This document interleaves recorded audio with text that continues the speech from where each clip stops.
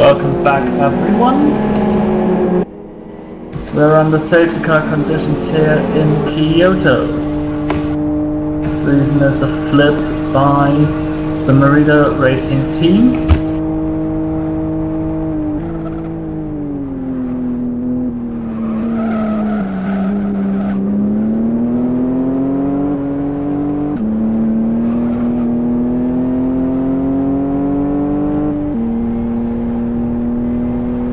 And Dominic is now officially out of the booth. He's preparing himself now for the stint to come.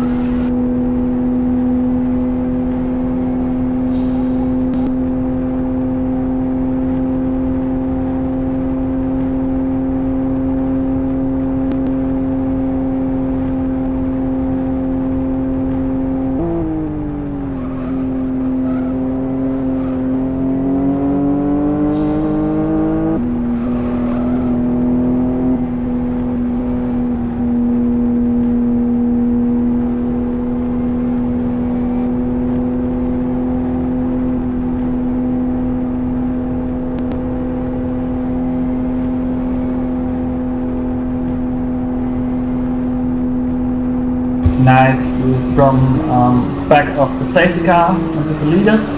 That's NX Racing currently with Micahel. And the safety cars coming in at the end of this lap. Good news.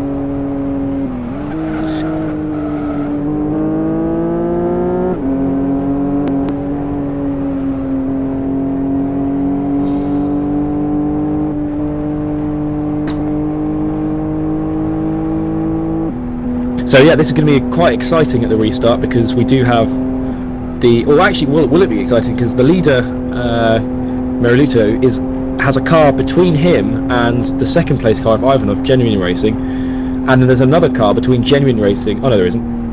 I'm lying. But yeah, the second and third are next to each other, but between first and second there is another car.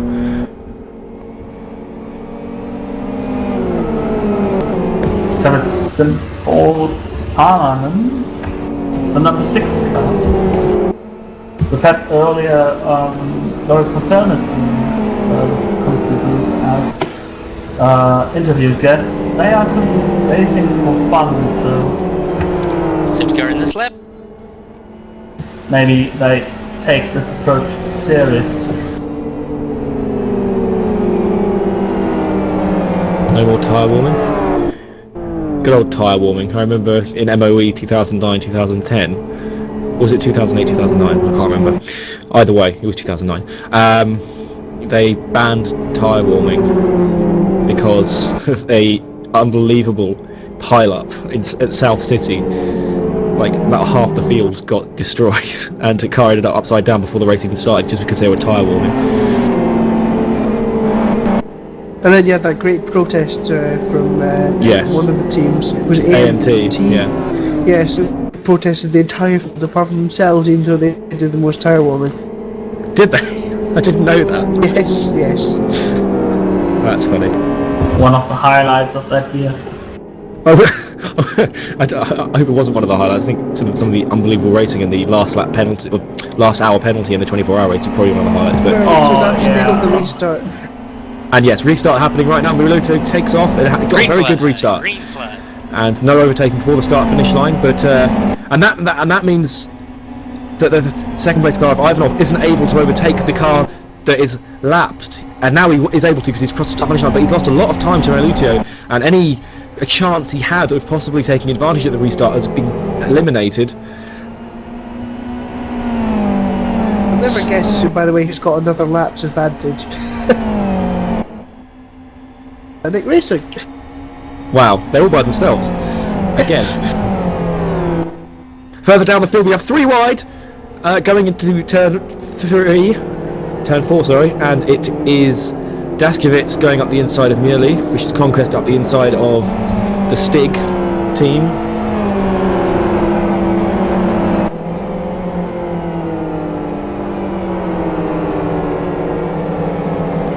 But yeah, Micahel got away quite nicely, but Ivanov is catching.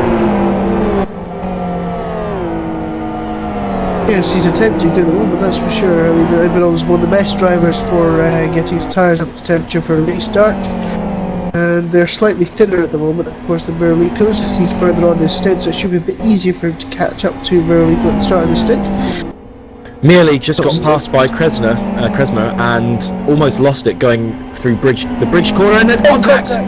Kresma gets hit by Suninen, and Suninen backs off to allow him to recover, which was good driving. They made contact through the Spoon corner. Was that Spoon corner? Yeah, that's Spoon corner. And yes, he got away with it just about.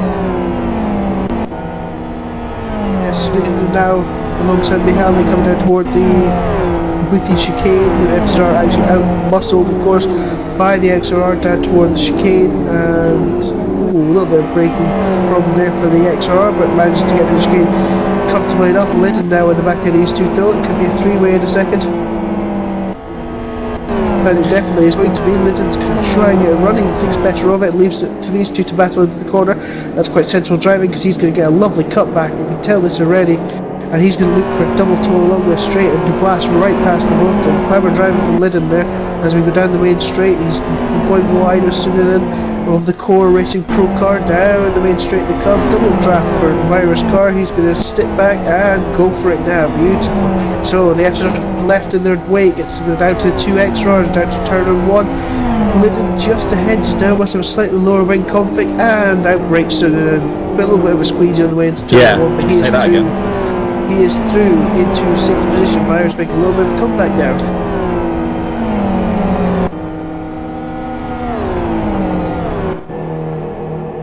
I think actually Core are a lap down, looking at it. Yeah, Core Racing are a lap down. Both of their cars are a lap down. Shouldn't be defending that hard then.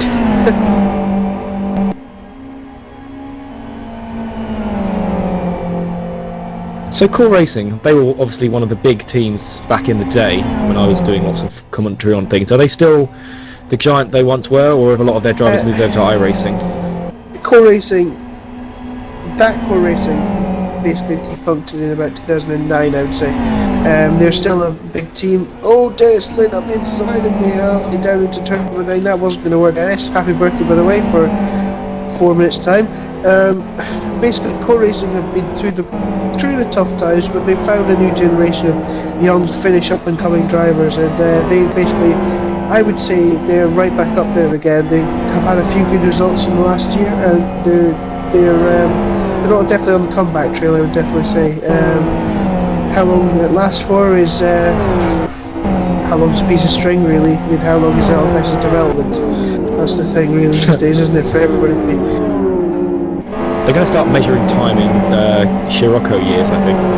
Well, we're not even on the... Oh, contact between the leaders! Merlito gets hit up the rear by Ivanov, and that allowed Merlito to get away. Ivanov actually lost it quite a bit as they went through the final corner, and Merlito gets away with it. Behind them, Kresma and Linder were actually side by side as well, coming onto the main straight, over 5th position. Down the main straight they come, and will have a speed advantage with the XR naturally anyway. Pulls out alongside and cruises past for 5th place. So Virus's little comeback is continuing at the moment. Kresma will have to be careful under braking in the draft of Linden. He is, careful as you do it.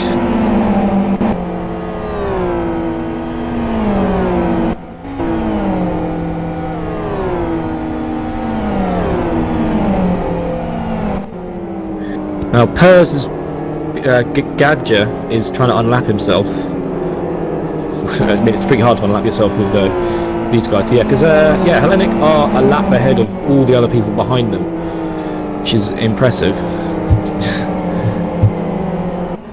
And but impressive and frustrating at the same time. Yeah, because I'm sure they quite like to go forward because they pitted, sort of having got that lap advantage and made sure that they couldn't be caught, sort of thing, around 17 seconds by the car ahead. So yeah.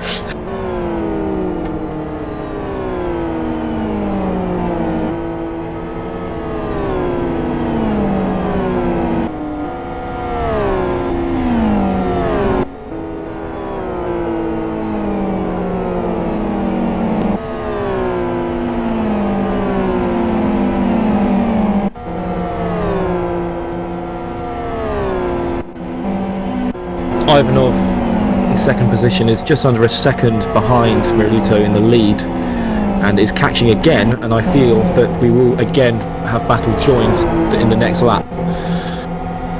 So Krasny at the start of this race didn't look comfortable in the setup, but it's like he grew into it as the stints went on. He was absolutely flying before he stuck it in the wall in turn 1, unfortunately, when he was just right in the back of the leaders.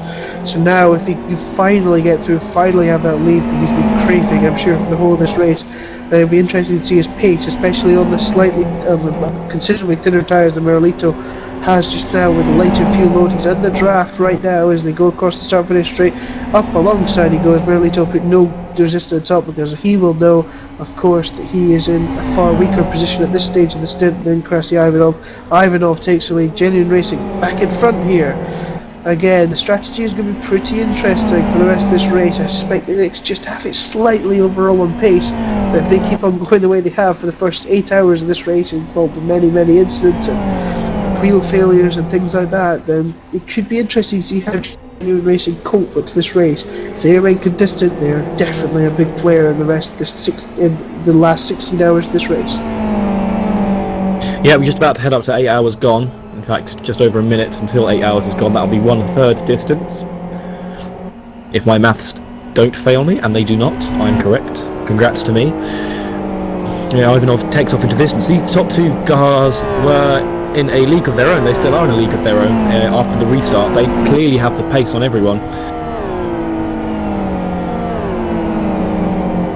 The next closest battle behind is... Oh, we've got a bit of contact going on further down the field.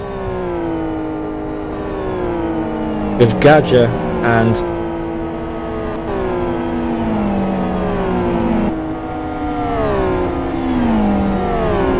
Oh, woohoo, it's Dennis Lynn's birthday. Woo, go Dennis.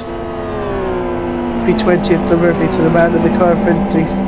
We've got a three-way driving here between three of the AM cars. Pers, the lead driver, getting involved in a battle between two cars who are obviously quite a long way down the field, and sort of splits them apart as they go under the bridge corner.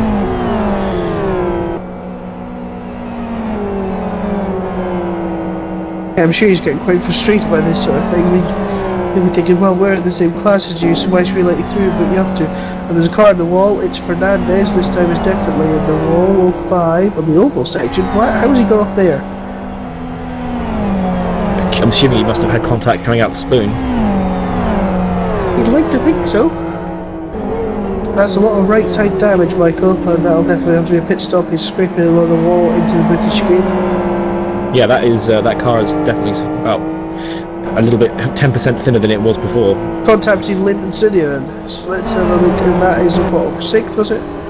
Birthday beats for Dennis.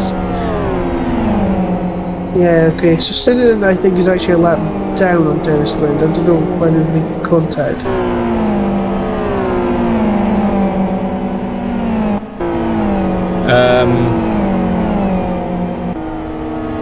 Yes, you're right. Tunian is a lap down on Lind.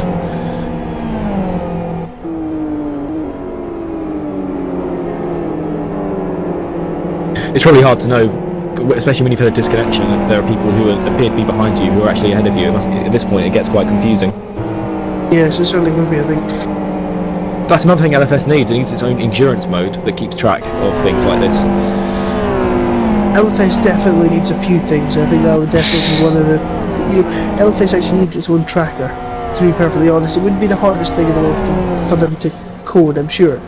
But they just... I don't know, it's... Well, we've been round in circles on this topic for many years now, and I think that the fact that we're still saying it in 2013 is amusing. I've been playing LFS for 7 years now. It scares the life out of me. Yeah, it's 5 years in April. For me. Well, I don't play it anymore. Yeah, actually, to be fair, I've not played it in... Well, properly played it in a number of years, but still, I've had an account for that long. Yes, I mainly just browse the forums these days. There's not really much to browse there, though. It's a shame. I mean, it was once a great community. I just don't think it is anymore. So, the new sim on the market, or newish Project Cars, what is that stolen anyone? I don't think it has. I think everybody's waiting for Assetto Corsa. What's that? Tell me about that. That is Netcar Pro's developers have licenses for tracks, and they've got laser scanning on many tracks as well. And yeah, Is it- going to be good. Is it a Should be good. subscription game? I mean, you need a lot of cash No, to it's do stuff really- like that. I think they said it's going to be a one-off payment. Of £1 million. No, they've got licenses from BMW and things like that. I think so. Should be quite good. I think they've scanned Imola actually. I think they're great tracks of Don's earlier Imola. Just listing says so payment. I'm assuming that's Thilo. Or is it Dom? No, it's Dom. Hello, Dom. What is Thilo? Yeah, so it's a one-off payment, I'm pretty sure. It's supposed to be going to be really good. So I think that's going to be the next one that it sort of goes after. Okay. And iRacing these days, and I mean they're still around. Still, I guess their subscriber base is still there, despite. Still stealing your money for a substandard product. Ooh, we're going to cause some controversy with that one. I'll have Timu even in after me for that one, I think, because he loves iRacing too much these days. No, I think it's quite. I think iRacing is it's all right, but for the amount of people pay for it, I think that people expect more than all right. To be honest, I mean, you used to be subscribed to iRacing, I know. But did you ever think it was anything more than all right? I had a great time with it. I thought the racing was always really clean. The netcode was brilliant, and that was really the important thing. Like the online aspect was extremely well done. I thought it was quite good, but it was too much money to actually commit to it. And we have a battle going on for third position. Daskovitz is about to be passed by Sean Liddon, who is trying to go around the outside and then to the inside into the final chicane, and he does it successfully. Liddon driving for Vires, Daskovitz for Conquest, but Daskovitz is going to get past him again on this straight because he is so close to the back. Gives Liddon a little bump by accident. Needs to get back in the slipstream if he's going to have a chance, and he's bump drafting down the straight. He's to the inside now. He'll have to brake pretty late to make this work, and he's not quite close enough. No, he'll try it somewhere else, I think. Probably a good decision. He might lose out the draft a little bit here. Yes, he will. So he won't be down in turn number 4. If you check the entry box link thing, I've just given it to. I give you the link. Okay. Sorry, Chris, I wasn't listening.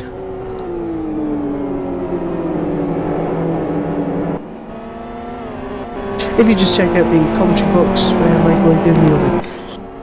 I have a link. A link to Assetto Corsa to educate me on sim racing these days. Well, while I watch this,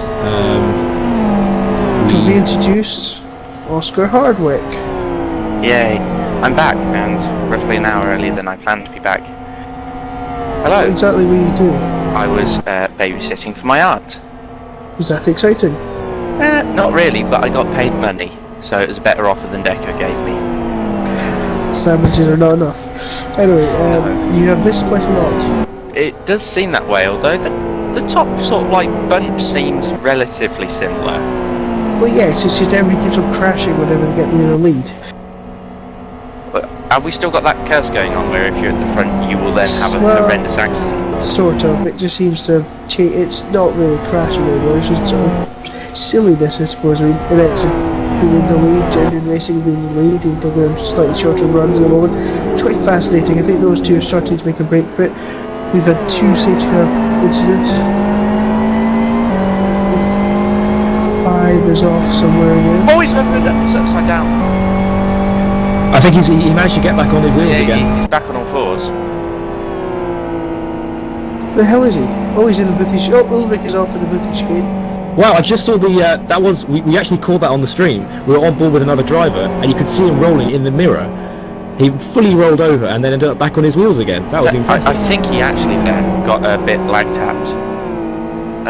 And the lag itself caused enough of a violent collision for the car to tip over. It's got no damage. Not really, no. That's amazing. There is no damage to his suspension whatsoever. There looks like there is the tiniest bit of damper damage on the right rear. Yes, you're right. That's such a small amount. I mean, that shouldn't really affect anything. No, car's a bit flatter, more aerodynamic. I mean, that's impressive that the car can still go in a straight line, let alone has no damage.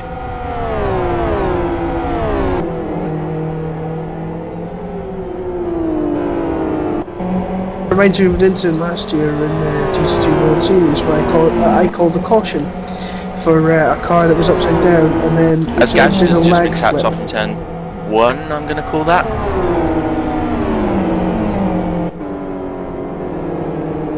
Got back going again. We're getting quite action-packed here on this lap. See, I come back and the action just starts up again. Yes, don't flatter yourself, Oscar. I wouldn't think that. So, what have I missed since hour 3, roughly? But I can't really remember anymore. I took I've a not 2 hour been- break, so Not been keeping a notes of what each car has done. But Or generally, were there any horrendous accidents? Have there been any retirements? yes, there have been Oh. two safety cars and one retirement. Who was the retirement? Was Merida Racing Team. They rolled about half an hour ago. and Nicky Dackett and Isaac Price had a crash, as Well- predicted me 20 minutes before it happened. Looking at it, I would say that Isaac came off better. No. So He they're went just in head first into confusing the wall. positions because... Oh, there's been safety cars. Yeah, true. No, I see that both of my team cars are still running, which is a miracle in and of itself. Yes, you missed Jacob Cooper coming in for an interview. Has he driven yet? Out of Yes, he drove the first few stints. Cooper didn't, did he? Yes, he did. I was here and commentating, but I do not remember that.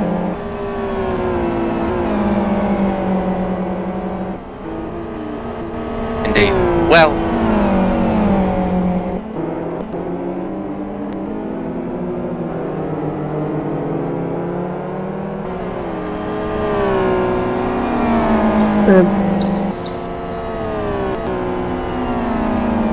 I'm sure this is great for people listening at home because there's some people talking here privately without talking to the stream, and other people talking to the stream. So you're hearing half the conversation.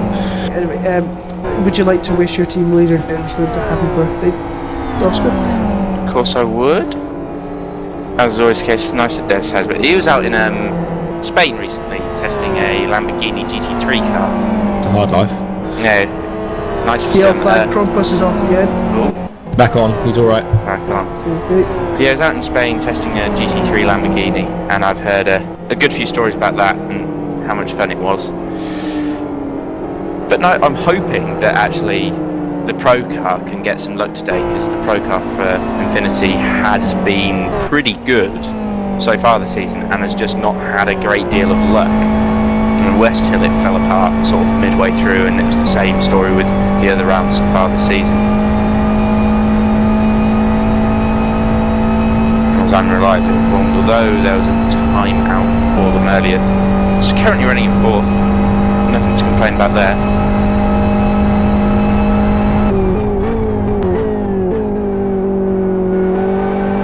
Just have a look at the recent lap times of our top drivers, and the leaders are still the fastest. Ivanov was the fastest of the top 4 with a 2:14.52.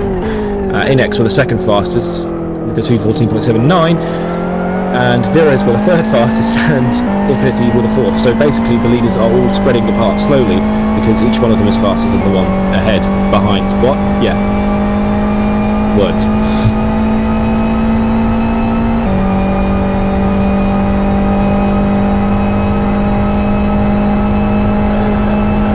You say that, but Linden took about 4/10 out of Lydden, and they are well within touching distance.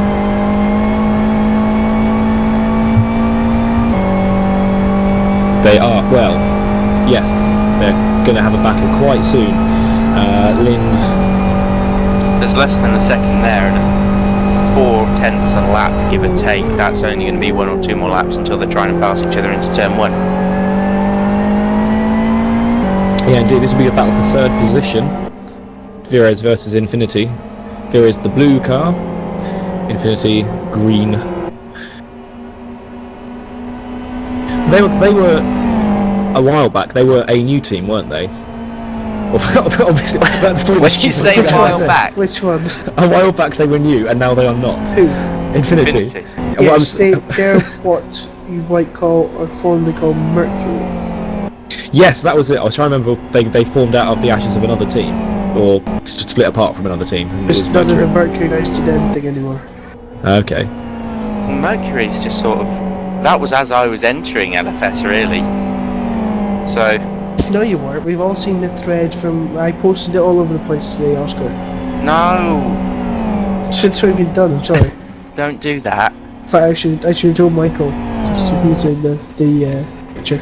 You could give him the link just to inform him of the running joke that I'm ever and ever more upset by, but my own fault. It's Gazda's causing a yellow. I don't know what that's all about. Oh, and someone else went off ahead of him as he was coming back on the track. They had to fly off onto the grass. But yes, Gaja in the yellow car causing a yellow flag, so he sort of labelled himself quite nicely there. I think Gazda and actually the Conquest Amcar in general have had one of those unlucky races so far, not dissimilar to say Vortex, where just nothing really has gone their way. It's cruel because, again, the Conquest Amcar, the Vortex car, both very, very strong lineups and strong cars, and they've just had no luck so far. Okay, there you go, Michael. You read this. Yeah, so I've just been sent a link to a thread. I'd like to point out I was 12 then, and now I'm 18. There is No, that mathematics does not work. What? What? Which thread have you sent? Oh no, it was 2008. 2008. So that's 5 years. So actually, that is almost right. In fact, that could be right. Almost. I'm bad at maths, so You're 19 this year, okay, yeah. Well, So you were 12. yes. 13. 12 at the 13. time. 12. You're 13. 12. So what we're looking at, Definitely yes. 13. For those who can't see it, I'm looking at a thread created in January 2008 by our co-commentator here, Oscar Hardwick. 13. You're right. 13. Wow. And it's yes, it's a mess. Frankly, it's the start of a new team, and I'm sure they became legendary.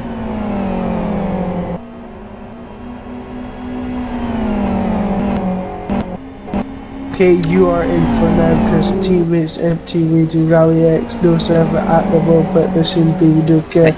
Come on, we're not even in the silly hours yet. Actually reading out the post should not be necessary. You need a 1:38 or less in Blackwood. Hey, I still struggle with that, I'll have you know. It's big. That's huge. Yeah, we're still looking at Dennis Lind catching Lidden in the Infinity Esports car. That's Lind in the Infinity Esports car, the team that was new at one point and is now not new anymore.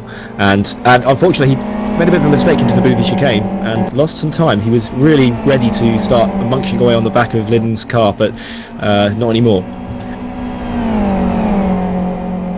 I think they may have just been coming together for Cinchetti and Ulrich. I believe Ulrich is a lapped car for Cinchetti in this instance.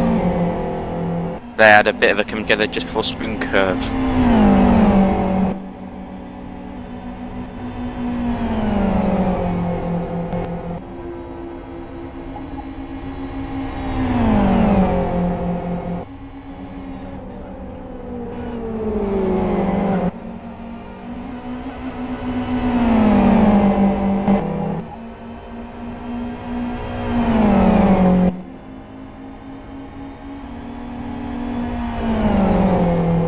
So Lind is gradually working his way back up to the rear of Lidden, and I think he may possibly have an opportunity for a pass as they go into the oval, maybe even before, because Lidden is quite slow out of turn 3. Turn 4. Oh, I shouldn't have got that map again, I think. That was turn 4. Well, now we're at like turn 7, so that's irrelevant now. This is going to be the battle for the final podium position. We're 8 hours and 17 minutes in to the 24-hour race.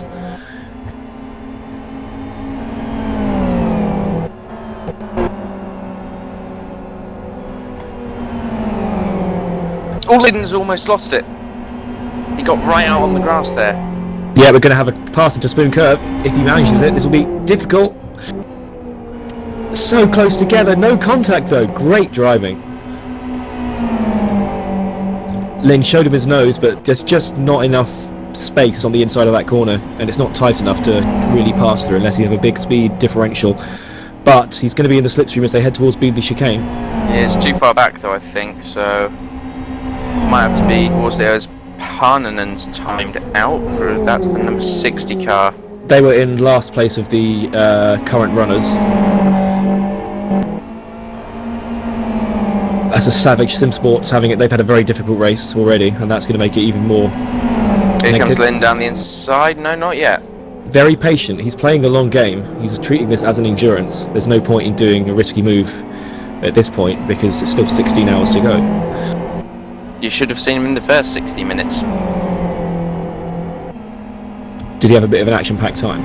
I think everybody did. I mean, I'm surprised that there have been 2 yellow flag periods since it's been gone, because it had actually calmed down considerably from the early parts of the race.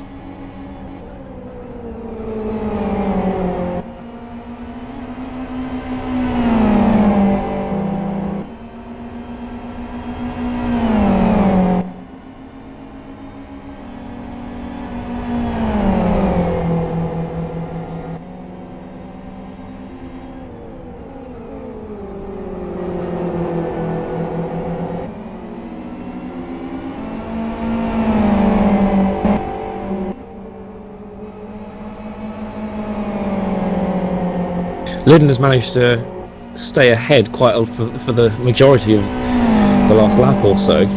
He's back on a par with Lynn's lap times, but he just has to keep it clean, because the reason why Lynn caught him up last lap is because he made a mistake.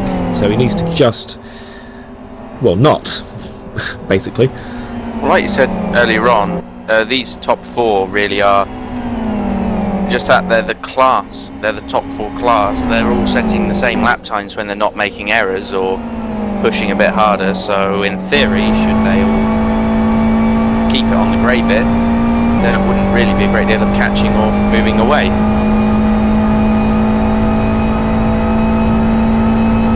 Yeah, and that's where the other skill means you can be fast, but you've got to be consistent as well and not make those errors every now and then. Lynn had been off earlier in the race as well. He went into the gravel, but managed to get it out again. And he's gone sideways there, though. Yeah, little mistakes, and there you go. Lynn's going to have a really good opportunity to get past. It's going to have him. Lynn's car absolutely squirming all over the place as he came out of the corner because of the dirt on his tyres, but that'll probably allow Lynn to get away as the dirt continues to affect Lynn's pace.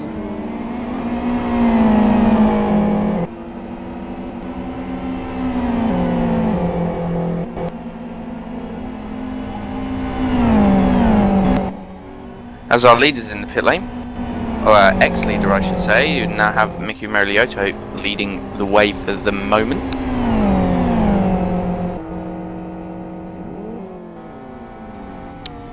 Krasmir Ivanov, Genuine Racing in the pit lane. Who is taking over from him? Robin Heidemann. I don't know if he's actually been out in the car yet, but yeah, he was in earlier. Robin obviously well known for, I guess, his endurance racing in LFS and then also his LFS car endeavours in recent years.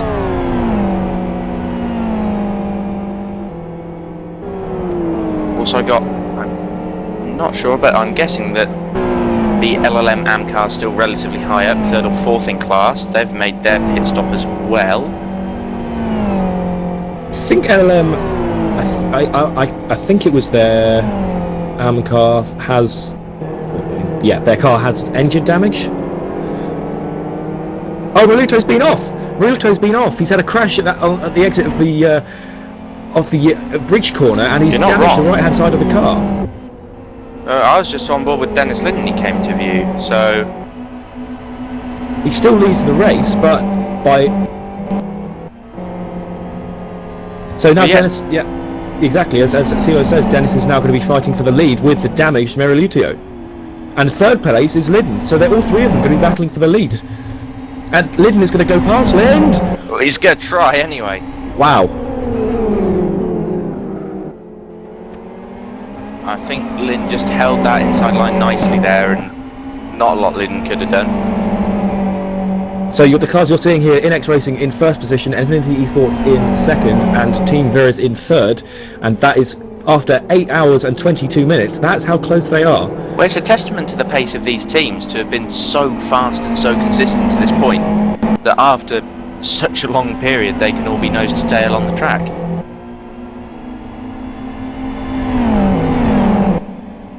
I think Meriluto, I can't pronounce his name properly, I'm absolutely terrible. Meriluto. Yes, and we're going to have Lind going past Lind now as they come into turn 1. Who's going to brake later? Lind does brake later. Can he get it through the corner? Yes. Well, slowed down well. Wouldn't be surprised if Lynn now has to go. All of this is actually saving Meriluto and Inex, as these two fight each other as they make a bit of contact. Meriluto can just carry on cruising even with his damage. Yeah, indeed. He's been given a good opportunity here. He probably would have lost the lead had Lind not got involved with Lind, but he's able to get used to the damage on the car and just get back into a rhythm again. It's really important. Once you make a mistake, you just have to forget about it and not keep thinking about how bad it was. Yeah, and another thing is, with the XRRs going as long as they have been going in stints, even with damage, should that make a stint slightly shorter or slightly longer, it doesn't seem to me that that would necessarily make or break anyone's strategy at this stage in the race.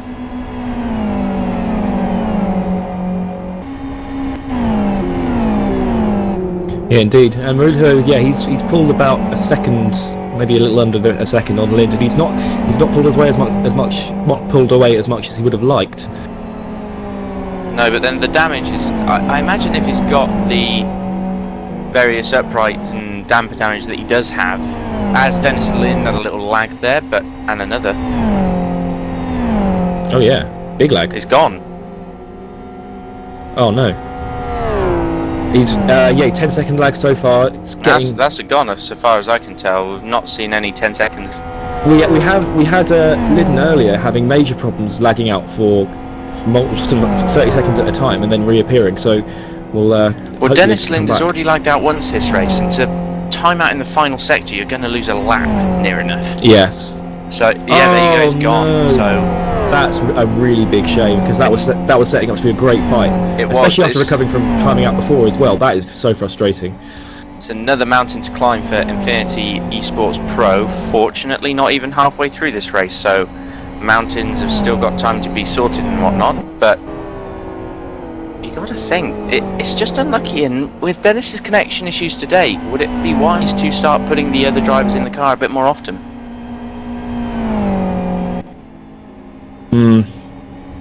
Yeah, I don't know, I guess they just hoped it was one-off, but obviously not. And Kovac, has just connected and come out, and that took quite a while for him to get in the car, because he probably wasn't expecting to have to do that.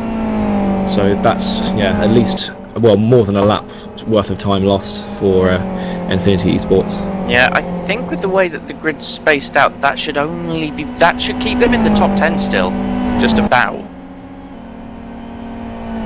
But it's not ideal, is it? I mean, to have things like that go wrong for you when you're in such a strong position, right kick in the chin, but... Or kick in the nose if you're Denver Bar.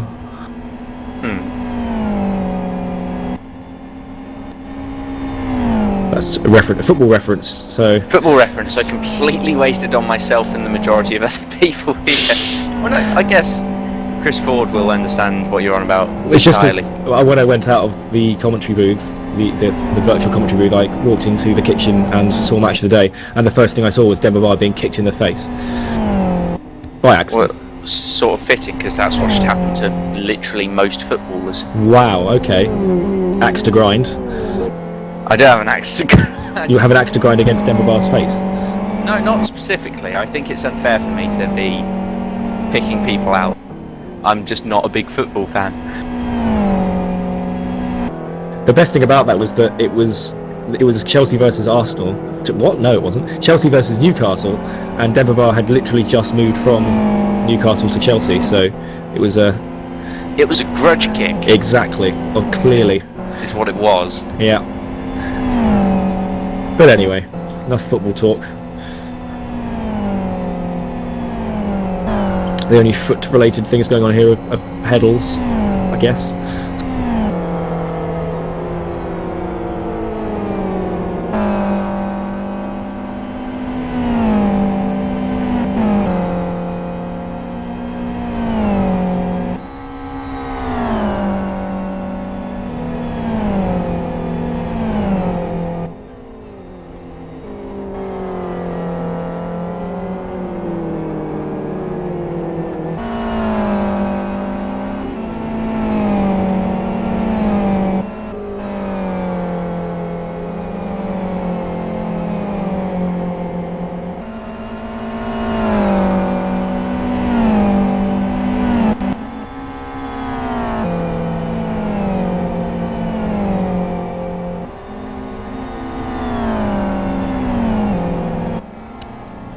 I'm going to right. I want to give you a rundown of the positions, and we'll just see where Infinity ended up after all that. They're 9th, and they are they are 12th in fact. 10th in class, 12th overall, and they are 2 laps behind, which is frustrating for them. And they are a lap behind the car ahead.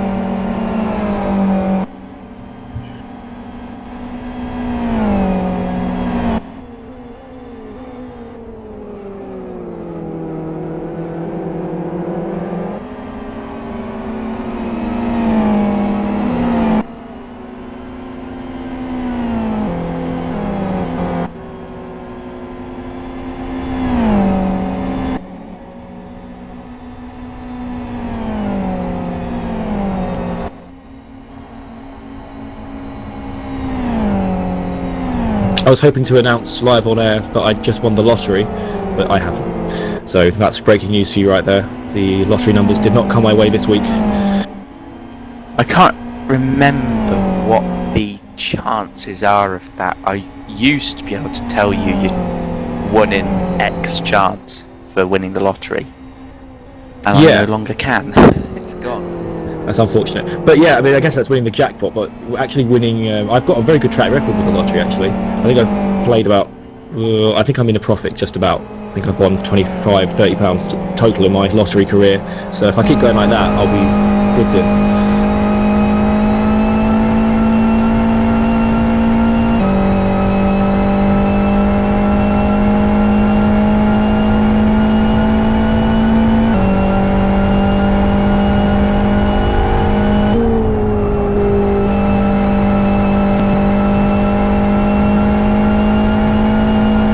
So in a moment we're going to have joining us in the commentary booth, we're going to have Dennis Lind. And Dennis Lind has just come in. Hello, Dennis. Hi. Fix your internet. Yeah, I should. What's going on there? I don't know, there's some construction building really nearby that's near the internet lines apparently, so every time they dig over a cable or disconnect something or drill into something, the vibrations cause that there's a loose wire somewhere that gets disconnected sometimes. Earlier in the race I had another issue where I received a message from the provider that said that they digged over a cable. So it was a quick fix for them as well, but well, I guess the real question is why are you digging up internet cables at this time in the morning? It's morning for you now, is it not? It's, well, yeah. It's Polish workers, so they basically work all through the night. Wonderful. Yeah, it's cool. Okay then, so besides from your various internet issues so far this race, how has the actual race gone so far? Not just for the Pro car, but also the AM entry that you are fielding? Well, I think all in all it's been an okay experience so far. We've had our difficulties, obviously, but to be fair, I think it's been a good race so far. Also for the New Dimensions Racing, I think they've done a good job on making it possible and not bring out the safety car every time there was a car stuck in the gravel. So I think it's been a really, really, really good race so far on all aspects. You were having a really good battle up in second position before you disconnected. You were having a nice bit of fun there. I didn't see this fun, more like a sweaty night call or something. I don't know.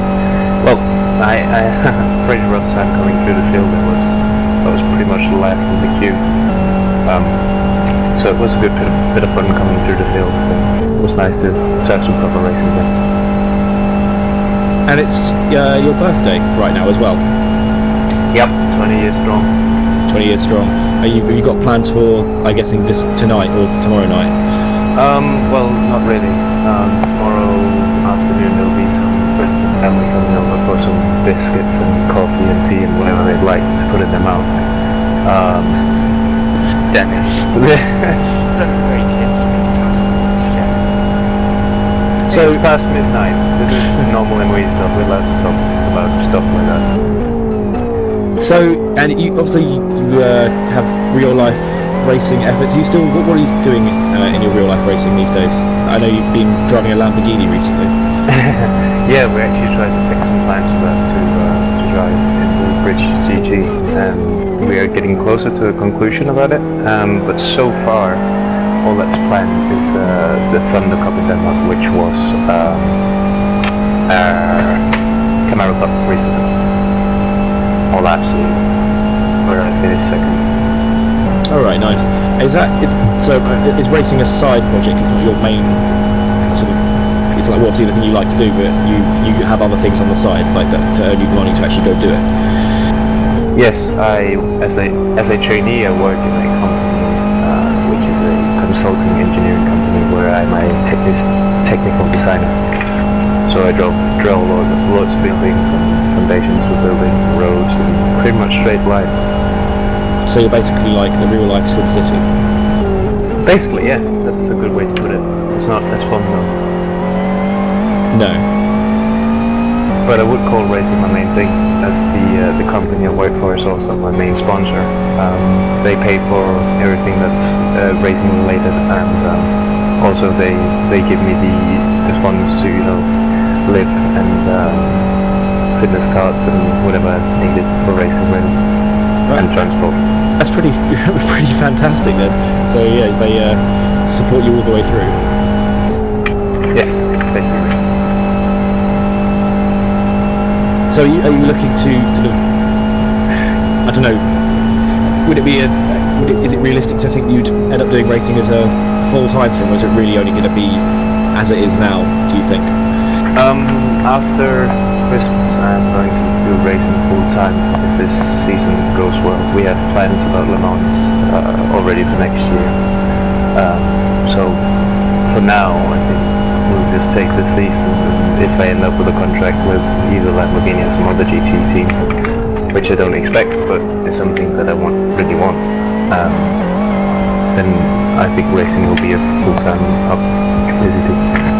Oh, you're going to live the dream then, basically. A lot of jealous people are going to watch you. And sexy ladies. Obviously, yes, that's priority. I'm just going to watch Dennis cry himself to sleep thinking about how much I wish I was able to do any of that. Well, you live close to me, also, let's put it that way. Sort of. Within reason, it's only like a few hundred miles. Well, who knows, I might move to England this year, but we'll see. You might move to England. If I get to race in England, there's no reason to go back and forth to Denmark every few weeks. It's very true. Feel free to move to England, just as long as it's a reasonable distance away from me, as Sean Liddon nearly spins. And I think the 59, which is... Did you say Sean Lind? Sean Liddon. Oh, okay. And also we've had Wojtkowiak, who is actually the Infinity Sports Am driver, pirouette it on the exit of the fast right-hander under the bridge, which isn't ideal. He's not got too much damage, but the tyres are looking toasty.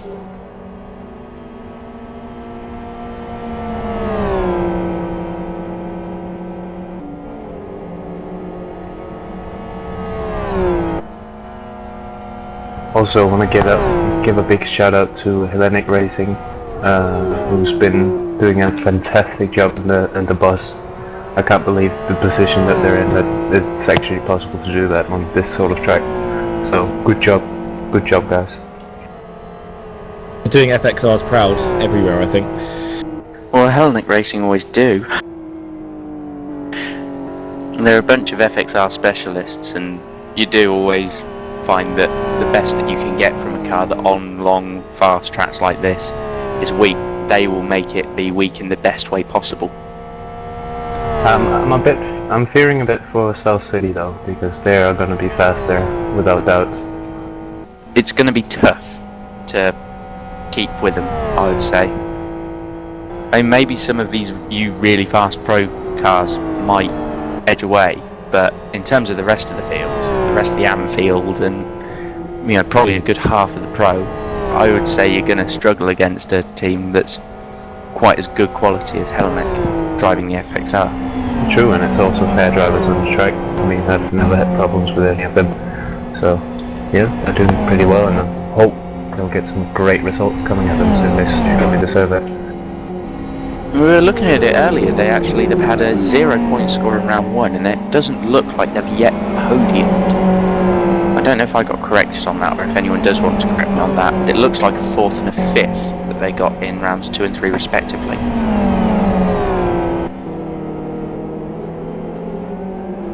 I said decent result, not bad. But decent considering West Hill was a West Hill. FXRs aren't fantastic there either.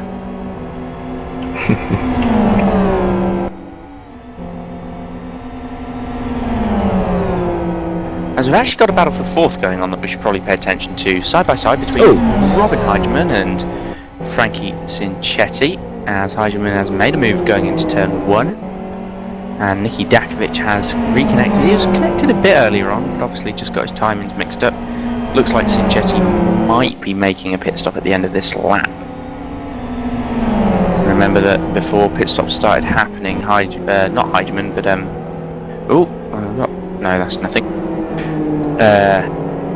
Ivanov was actually leading overall, so Jenna are net leaders, I believe would be the right term for it, unless Inex have made enough headway. I think they're a bit out of kilter pit stop wise, aren't they? They are. I'm not convinced that Genuine Racing have been going quite as far as everyone else on theirs. Either that or they've had a tyre drama whilst I wasn't here. I'm trying to think back, nothing's happened. Oh, so Liddon's got a yellow flag. Yeah, he's looks like he's backed it into the Boothie chicane by. He just ran out of grip.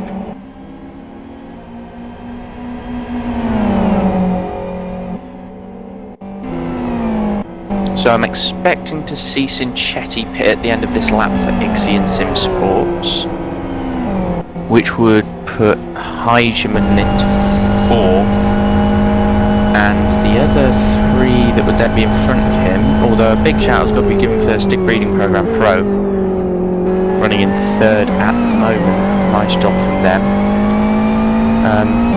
But I think Heigemann over the next probably 20 minutes or so is going to move his way back up to 1st.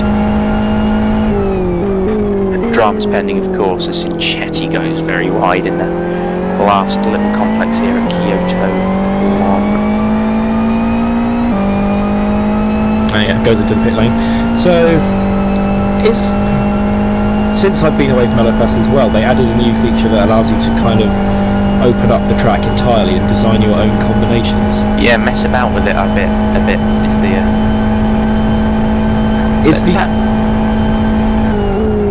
Sorry, do carry on. I was going to say, how much is... I know that there was a race on Kyoto a while back with a sort of really super long combination, like sort of national, international, oval, so it was a bit of everything. How much is that getting used? Like, are there any good combinations that have been made using this editor?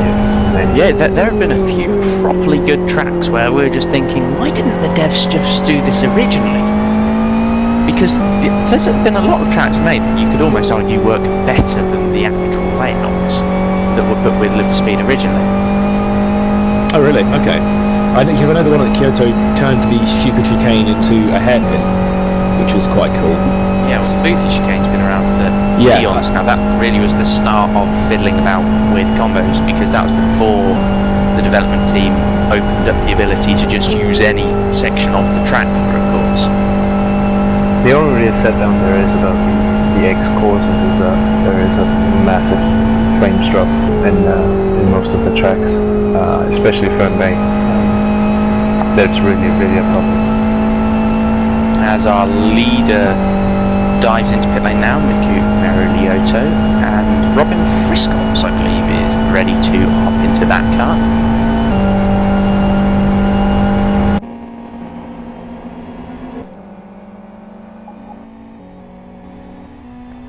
So Sean Lydon will become our temporary leader.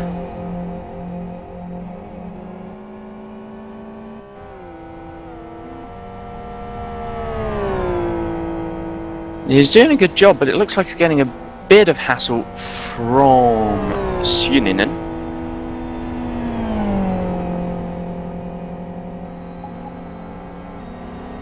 Core Pro 2, that is, in number 9.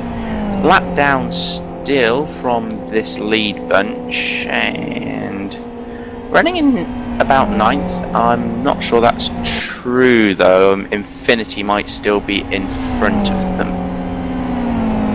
9th to 10th. As we've actually got Hellenic Racing Team in pit lane as well. So Yeah. our AM leader's in as at the moment. Yeah, they need to come in. Their tyres were looking pretty ropey at best.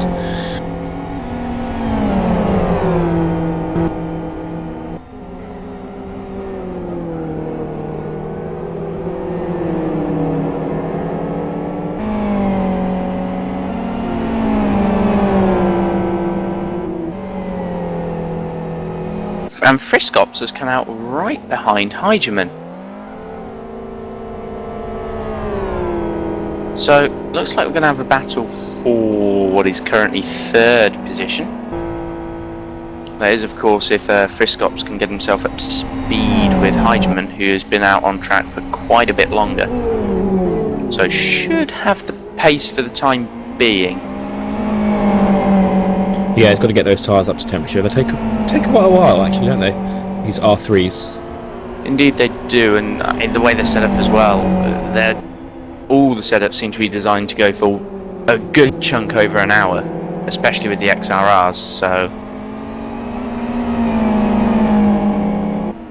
As Sean Lydon enters the pit lane as well, so current leader pits in, nice pit cycle getting going here, and so is Micahel for Stig Breeding Program Pro.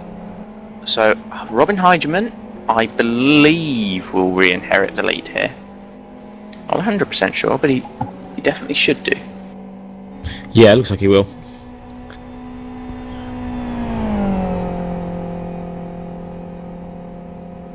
Could be quite close though, or maybe not that close.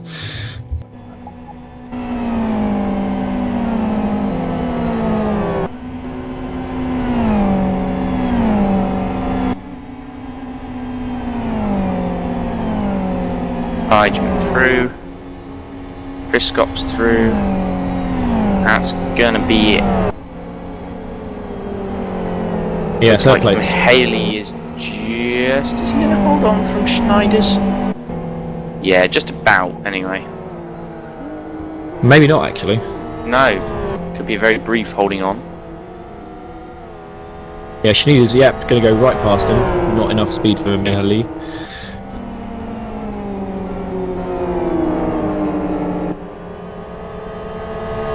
So I believe that is all of our front runners now have cycled through their current pit stops. Yep, Heigeman will probably be in about 20-25 minutes, I suppose. Yeah, like you say, he is, it seems fairly dramatically out of sync with everybody else. Yeah, looking at the tracker, they've had 8 pit. They've had they've had one less pit stop than everyone else. So I'm assuming they had an early pit stop early in the race to fix damage or something of that nature. It's possible. I'm not sure. Then again, they could have just had any like damage at some point and taken an extra stop, or it could have just missed it. But it will be the extra stop to put them out of sync.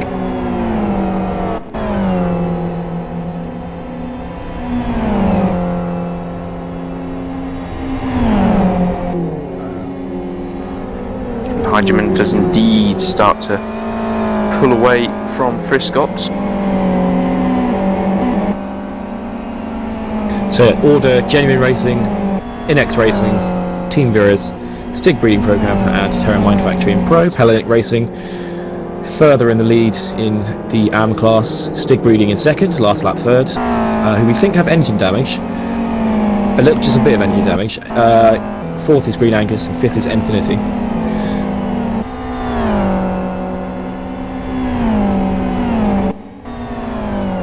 Oh yeah, if you go listen to 57, see if you can hear any of that popcorn noise.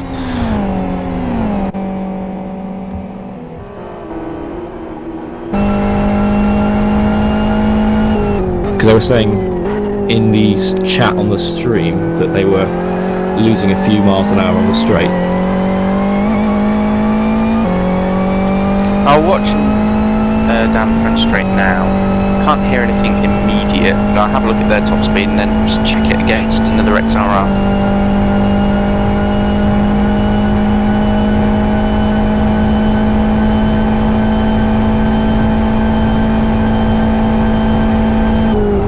So they managed 264 k's an hour, and if I just find another XRR here, Nicky Dakovic. So if you remember 264.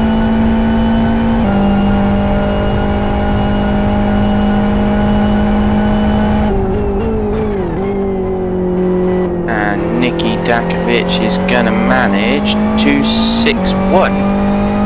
Oh. So Ixion actually slower in a straight line than LLM. I'll do another check on another car. Here we are, I've got TRR as well.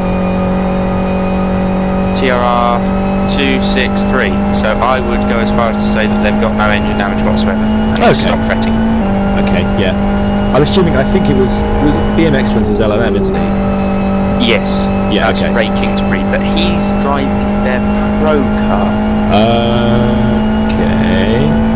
The pro car might have engine damage, but I think they would have to have properly mucked it about, because that's an FZR.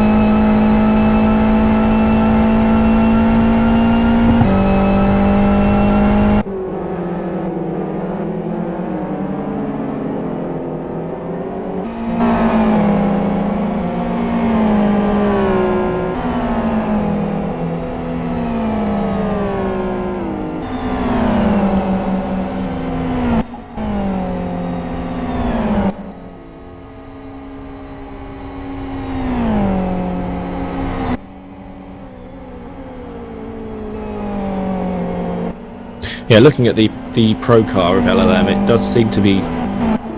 Well, I've not seen the numbers yet, but it does seem to be losing out a little bit to the core racing machine that just pushed it off. Well, I was looking there.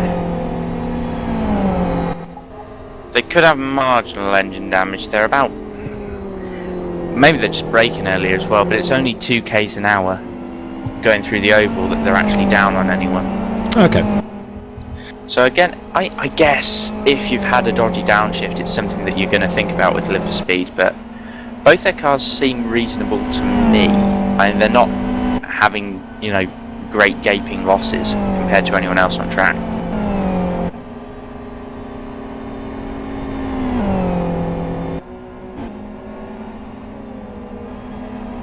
Also, Joe Letterello has just informed me that TRR believe that they might have some engine damage as well.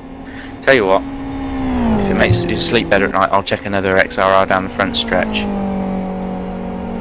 The engine damage investigation hour. Indeed. You always get it though, don't you? And it's fair enough. I guess the best one to check would be if I just stick with Kovacs for a while, because that Infinity Pro car is fairly new from shop, seeing as Dennis Lynn timed out not long ago. Good thinking.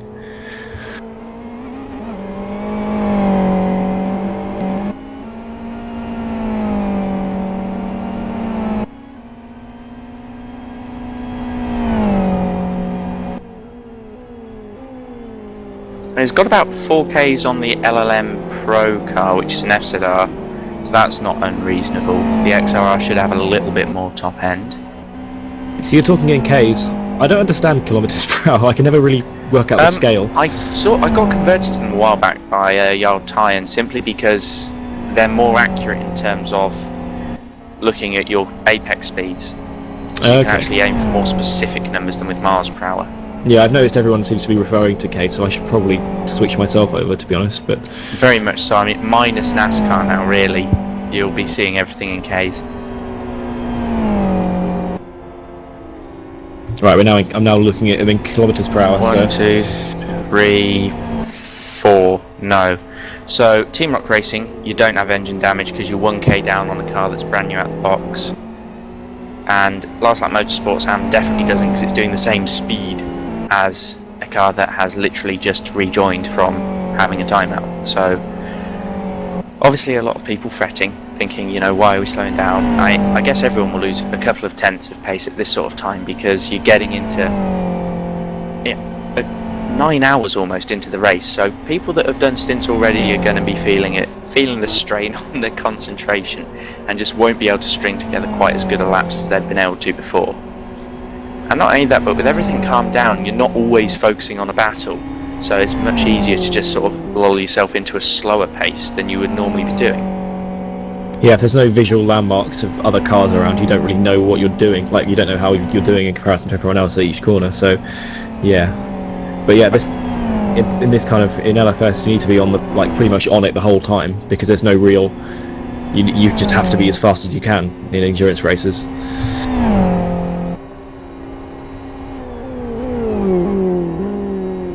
Indeed, you do.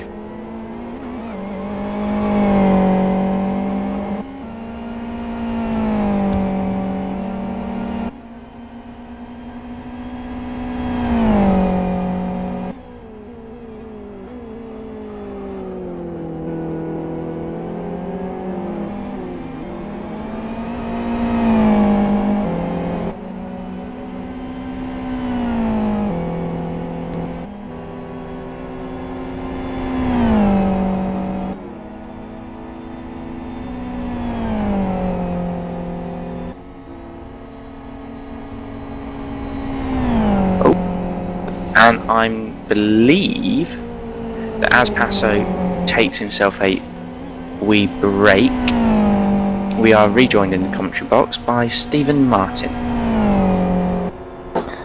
Hello, Oscar. Hello, good to see you back in here. I felt for a moment there I was going to be left all high and dry by myself. No, I wouldn't dream of it. As you've probably heard, a few people bringing up queries about their engines, which I've kindly checked for them, and they're all just worrying far too much about nothing. Indeed, but it's the sort of thing that you don't want hanging over your head when you're looking at Oh, definitely. over 15 hours remaining in the race. Joe Letterello messaging me saying that TRR thought that they must have some engine damage because they're about 0.2 seconds a lap slower.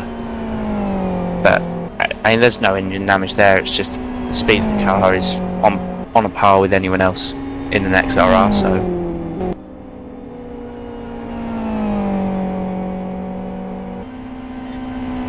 if you've only lost 0.2 a lap at this stage in a race, I'd be fairly impressed.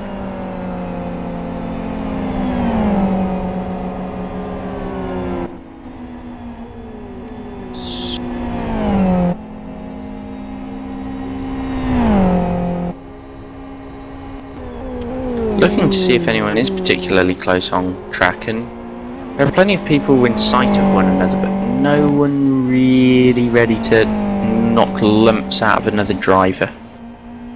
Indeed, it's one of those quiet spells at the moment, but you know, soon enough there'll be a number of these groups coming together at the same time. That's just how these things work out. Indeed it is. I'm hoping that when they do come together, they'll just sort it out quite quickly. Because a sudden bout of hectic for a bunch of dozy drivers could well result in someone upside down. Indeed. So there you are, just as I say, Kovacs is making contact with someone or other. Vidal, who may well have been facing the wrong way anyway, looking at how the rear end of his car is shaped up, and oh my god, I don't even want to look at that damage, it's making my eyes hurt. As LLM Pro are scarily close behind Core Pro.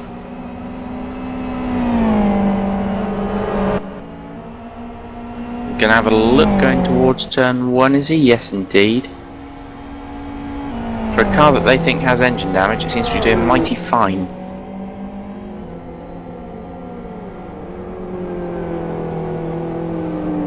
Got it slowed down for turn 1 nicely. So now we're going to see Core try and get a cut back on them. So they're just about managing.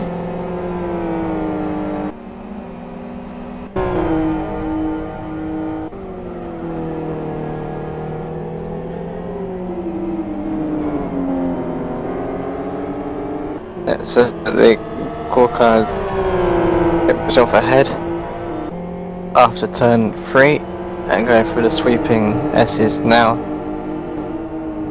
It's been able to hold on to that place. Ahead. Oh, and we've got the 57, the LLM XRR. Just second in the AM class. It was just taking a trip on the grass for turn 9, the right hander at the underpass. It only seems to have lost time. It didn't, I don't think it hit anything.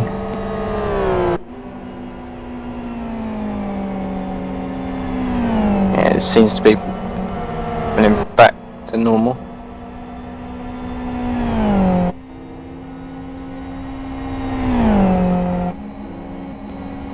Now only 2.7 seconds ahead of the number 14 Core Pro number 1 car, which is the next car behind it in the overall standings. Well, of course it's a Pro car, and the next AM car is the 54 Stig Breeding Program car, which is quite a way back, about half a lap further behind, which runs off the AM podium.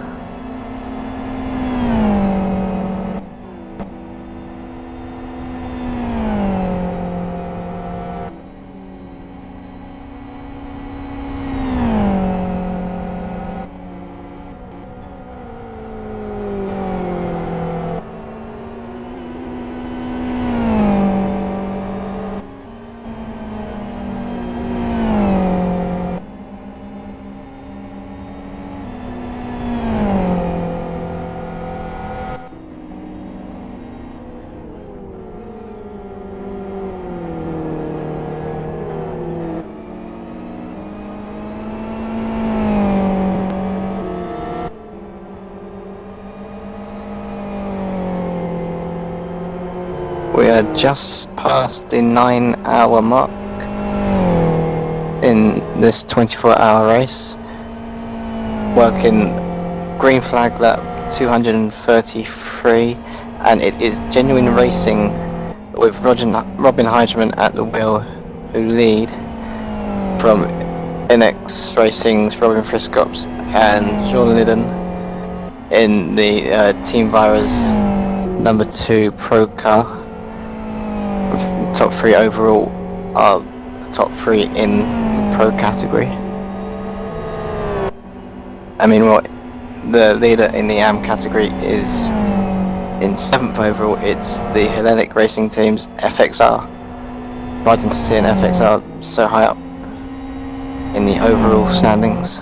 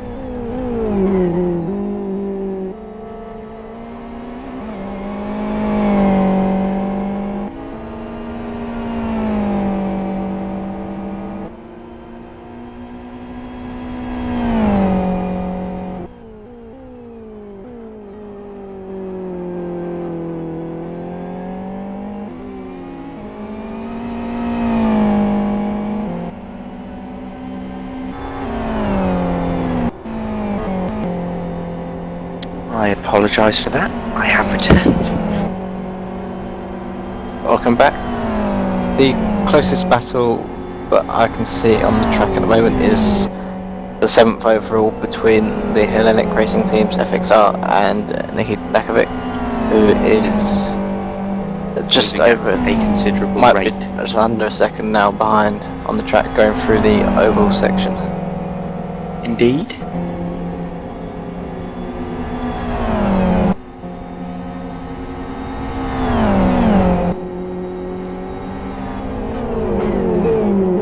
I know you guys picked up on it before, but it really is a surprise to me how well this FXR has been running, the Hellenic FXR. No, when Dennis was in, we had a conversation about how surprising it is to have a car that is that bad around this track so high up. Indeed. Always he makes a little mistake there and he's just going to have to give way. Yeah, he saw it wasn't really worth fighting that one too hard No, by the time indeed they it got side by wasn't. side. And with that, we do unfortunately run out of things to talk about for the next 10 minutes. As always seems to be the case, so on to the McLaren launch. That was this evening, I believe. McLaren, I thought that was yesterday. Possibly. I've been in Wales for a few days, so I'm now very, very far behind everything in the world. There was the Mercedes one that was meant to be a public reveal today, but they had website trouble, I believe. Crashed the website. Ah, They wanted people to tweet in with a special hashtag on Twitter for the reveals, so that it reveals more and more of the car on the site as more and more people use the hashtag, but they just crashed the website. wonderful.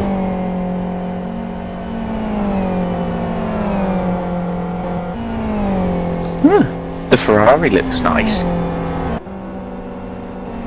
I'm not a fan of the nose, especially not side on. It doesn't.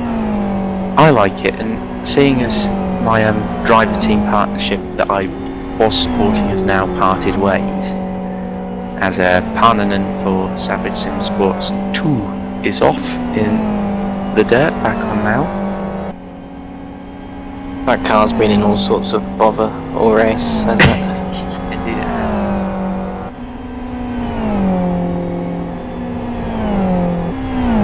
Been in gravel about 4 times, I think. 3 or 4 times, I recall. 4 times, they'll be doing better than Vira's.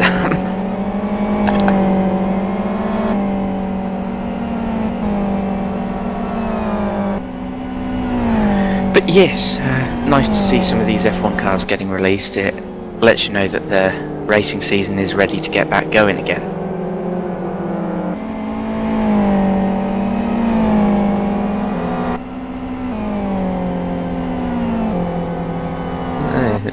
Jonathan Palmer just telling me that the racing season has already started with the Rolex 24. I was referring more to the F1 and when everything really kicks off and you get weekend after weekend of action. Well, World Endurance Championship, 14th of April, that's when it starts for the proper racing. Or Sebring in mid of March. Interestingly, I think I'm going to the World Endurance Championship at Silverstone, or possibly will be, at the moment. Yeah, I expect I will be. It's your kind of thing, isn't it, Steve? Just a tad, yes. Are you not one of the few that go to, well, I say few, one of the many 100,000s that go to Le Mans every year? One of the 250,000 that goes Yeah. to Le Mans. That's a And- few. I've been reading around that you might be the lucky owner of an Indianapolis 500 ticket. That is correct. I imagine you're looking forward to that one quite a lot. Yeah. Also correct. So, either you're in lots of debt or just don't eat. Really Or speaking, incredibly yes, rich. I can't write that on. for both, in a sense. But it's student debt, so does it count? It's student loan, so Speaking of student loan, that's why I was in Swansea. I was looking around the university. As I'm sure Jack Sedgwick will be delighted to hear.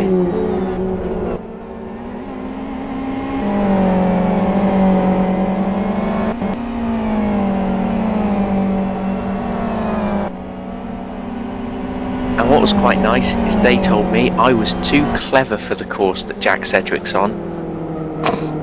Yeah. Was it a course in how to roll race cars? Well, no, it's motorsport and motorsport engineering and design. And no, I didn't enter that. No, I did. I entered that for a foundation year, so you basically needed 2 E's at A level. And they changed my application through UCAS to be the proper course because they said that I wasn't stupid enough for the foundation year.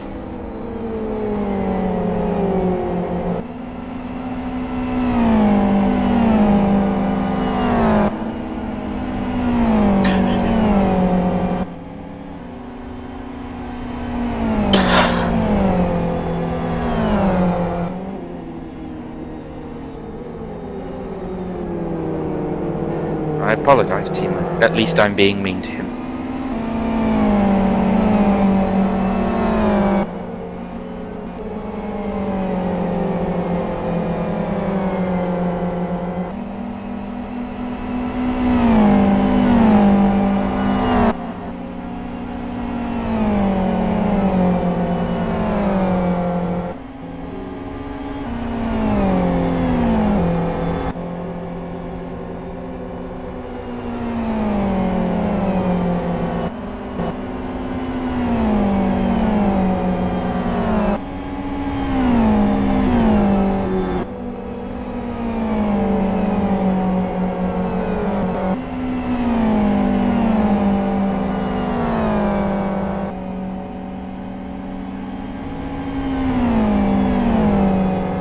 Robin Heiserman has been eking out the lead bit by bit. It's now just under 8 seconds to Robin Friscops. Although they are on different pit cycles. Not sure, do you recall when Genuine last pitted? Not precisely, but looking at their tyres roughly 40 minutes ago. Yeah, they've still got quite a fair amount of life left in them. They do indeed.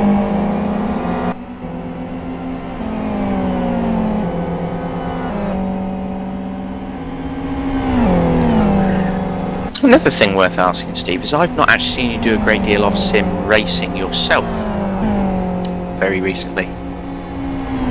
Yes, there's been a number of factors. I mean, I did the full LFS Cup season in the summer, which is my last True. full season on Live for Speed.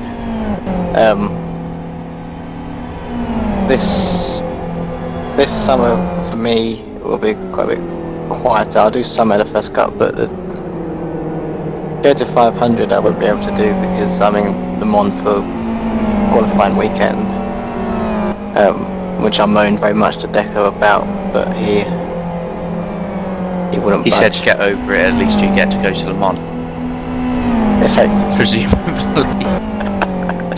And the Kyoto 250, which I've been to the last 4 of.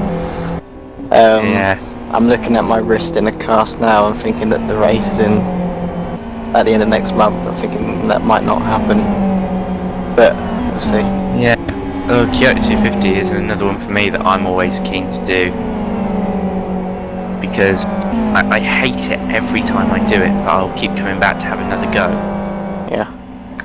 Well, I really want to come back and have another go at both the races, because in the 250 last year I got hit and rolled at the end of turn 1. In the 500 I rolled. I'd been hit in the aftermath of an accident at the end of lap 3. Yeah. But it wasn't You a never great. have any luck when it comes to the races. ovals, do you? Sorry? You don't have much luck when it comes to the ovals. No, I didn't that time. Yeah, well, the thing with the Kyoto 250 is I want to keep going back because I always seem to be very much at the front and then get knocked around or lose a lap or something or other. And that's mainly due to Kenneth O'Keefe being a talentless oaf. But, you know, there's a very good chance that he won't bother turning up this year, and then everyone can have some fun. And the Kyoto 500, I think I lead and then fall back and then time out. Always. In 2010, I led it and timed out. In 2000, I timed out from the lead then. 2011, I didn't lead it, but I did time out with everybody on Virgin Broadband, I think it was. Can't remember if that was 10 or 11. 11 or 12 rather. Might have been 2012. I sure I think missed about a Kyoto 500 2011 rings a bell for a load of Yeah, it must have been timeouts 2012 from and I didn't do 11.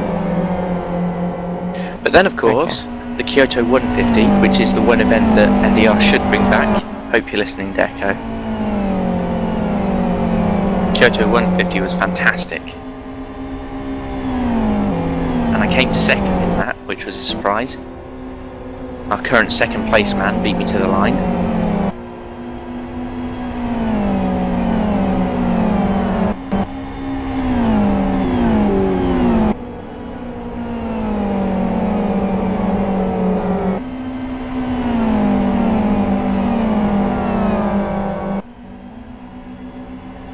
Right, so back to the race at hand, and I've been kindly informed of a couple of, well, I say a couple of various different infringements on the rules and results of the protest thread. So we are going to be getting a drive-through for car number 5 for ignoring yellow flags. That is the Last Lap Motorsports Pro entry. So ignoring yellow flags and also causing an avoidable incident. 55 and others are slowed due to an accident, and the number 5 seems to have gone through them all physically and metaphorically. Also, we've got car 7, warning to car 7 for avoidable contact, and a drive through to car 57 for advancing position whilst cutting the course. So, whilst I flip back to see who those are, so it's Nicky Dakovic, well not Nicky Dakovic, but Ixion with the warning, and both LLM teams getting the drive-throughs, their pro entry and their AM entry there, both times for avoidable contact, so not an ideal 10 minutes to be in that team.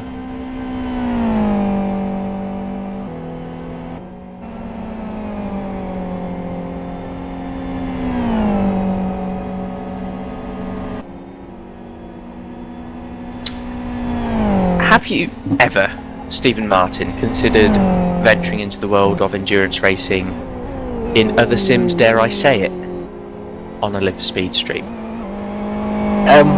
Well, I've been competing. I seem to remember that I've driven with you. Yes, in an R-Factor race. Where you did substantially better than I did, because I'd never driven an endurance race in R-Factor before.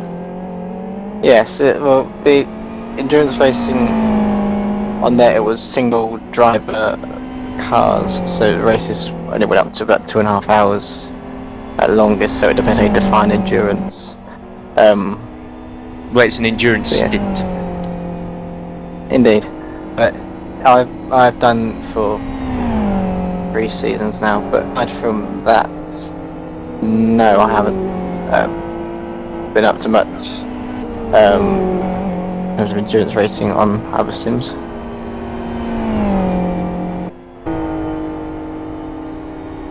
Or on this sim, to be honest. I keep meaning to do more LFS, and then it's sort of a case of, with Infinity, with Live for Speed, you need to literally dedicate yourself to it for a number of weeks to be good enough to enter events like this. As there's been a bit of contact, I'm going to see if that resulted in anything smelly. No, it didn't. You need to put so much time into LFS to be anywhere half decent, and it's time that I just tend not to have that much of, or at least not much of it that I want to spend sitting on LFS getting frustrated at how rubbish the cars feel.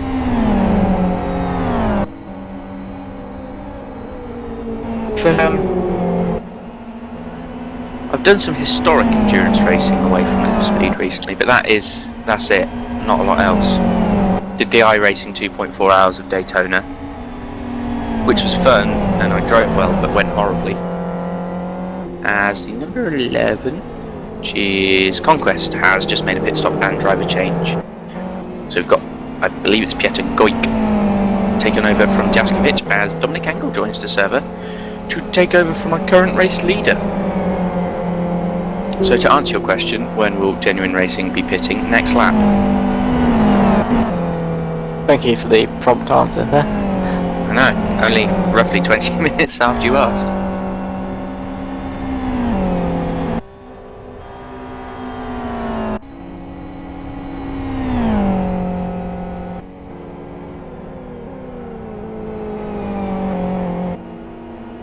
I imagine the big question for yourself is, who will you be supporting at Le Mans this year?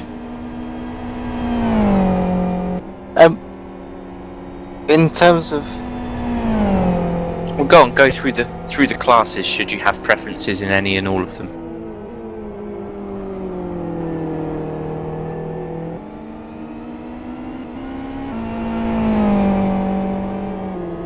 well, in terms of the guys up front,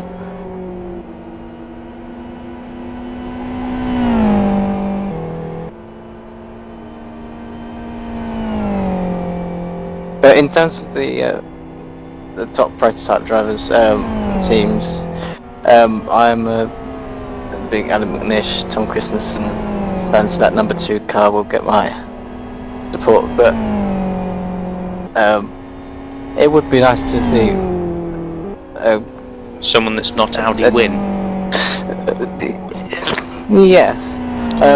I've never seen DK and McNish win in person, but which I'd like to see. But then again, Toyota seem to have a very solid program. They got some very nice drivers who I like quite a lot, especially Alex Wertz. So I'm not too fussed by that. When it comes to the GTs, Aston Martins, I hope that they can get that GT. It's a social no, but I am the proud owner of an Aston Martin Racing Team T-shirt. Oh, I've got a polo shirt. You got the polo? Oh, splashing out. But no, just on breakaway now. We've got Robin Heidman coming into the pit lane to hand the car over to Dominic Engel, and also Nathan Lamoth has joined, and that's for the 57 car, the LLM AM car, as Heidman missed his pit box. Also, I believe I've been informed that the drive-through that was given to the 57 is currently revoked because it's being re-reviewed, as the team brought it up as an issue for them. No doubt Deco will either yay or nay what I've just said eventually. Apparently I'm right, I've said that right, so that's a fact about a thing. So currently Friscop's our leader, but then with Genuine Racing being a bit off sync, they tend to re-emerge with the lead again. Various fatalities and mishaps permitted.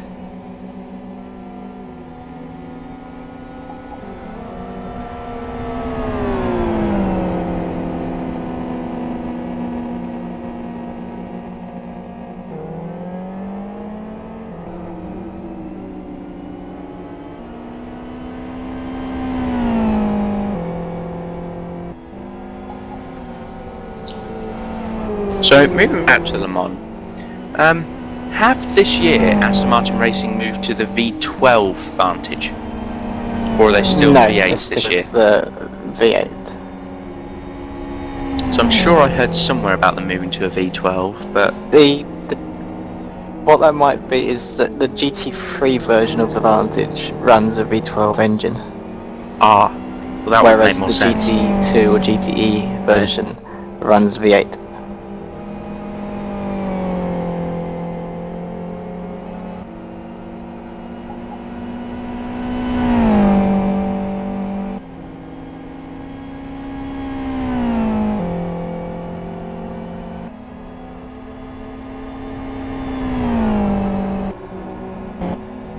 And then also, not just Le Mans itself and Formula 1 season, got things like Grand Am going on, and that will be interesting as ever.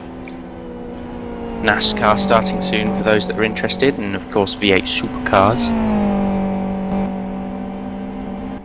I'm cautiously optimistic to see what Casey Stoner can do in the, I think it's Fujitsu series that is entered in with AAA. It's now Dunlop series. It's now Dunlop series. There you go. Shows. Although that was news to me quite recently as well. Shows what I know. I always refer to it as the Fujitsu series because that seems to be in my recent memory what it always was. But I'm cautiously optimistic to see how he can do, because he's obviously very talented on 2 wheels. But I'm not sure what's going to happen if you give him 4.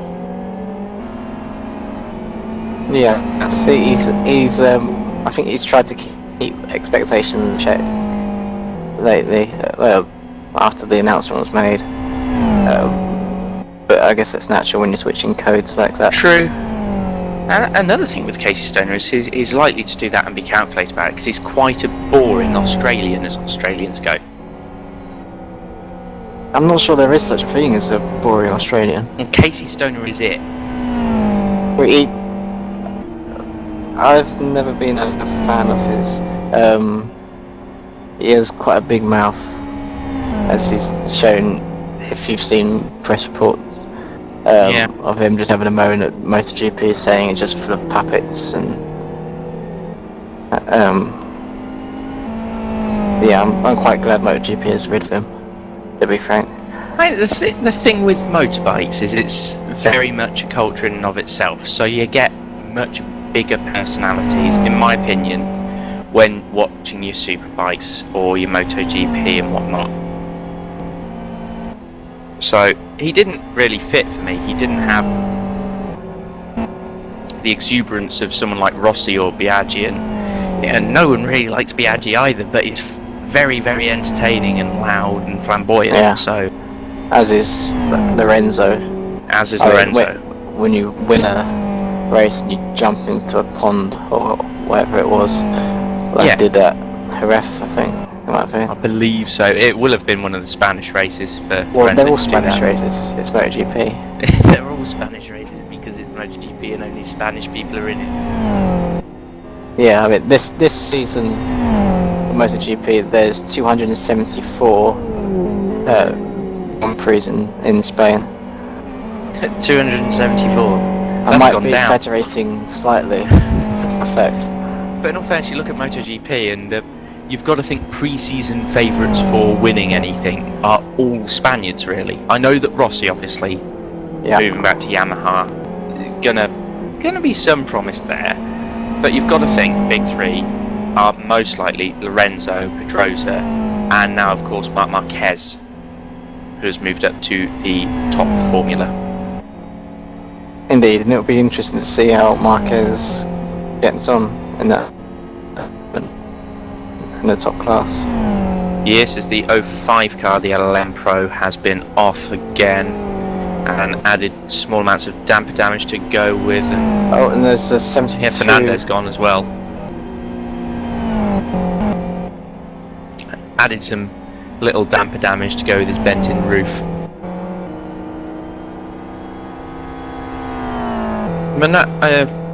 Back to Marquez. His first year in Moto 2. He was quick, but he fell off all the time, and that's why Stefan Bradl ended up winning it, really. Of course, Bradl's very, very talented in his own right, but Marc Marquez was a quicker lap after lap rider, so I'm guessing he'll probably spend most of this year on his backside, and most of next year trying to win the championship.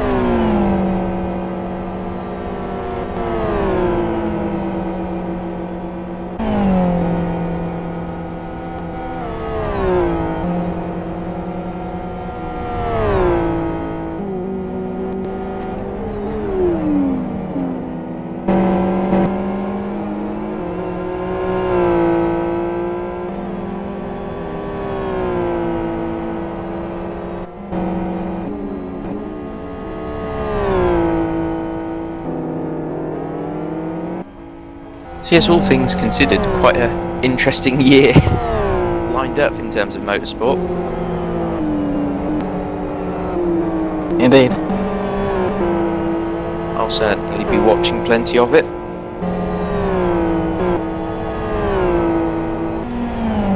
Hopefully doing a fair amount of driving in the Sims myself. Particularly if something like Assetto Corsa comes out anytime in the next millennia.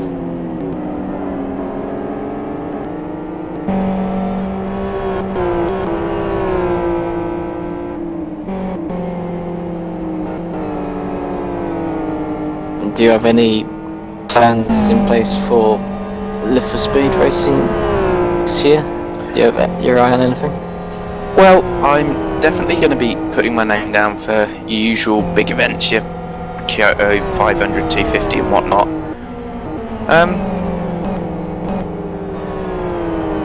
I'm keen on doing a bit of LFS kart again. So, yeah, I would like to be involved with that from the outset and get myself going. Hopefully Infinity will have some backed entries, 1 or 2 teams if possible. I don't know how many of them are going to be interested in driving open wheelers. But I've got a decent track history with the FO8. I'd be even more interested if LFS Kart Lite returned, because that was always a personal favourite of mine.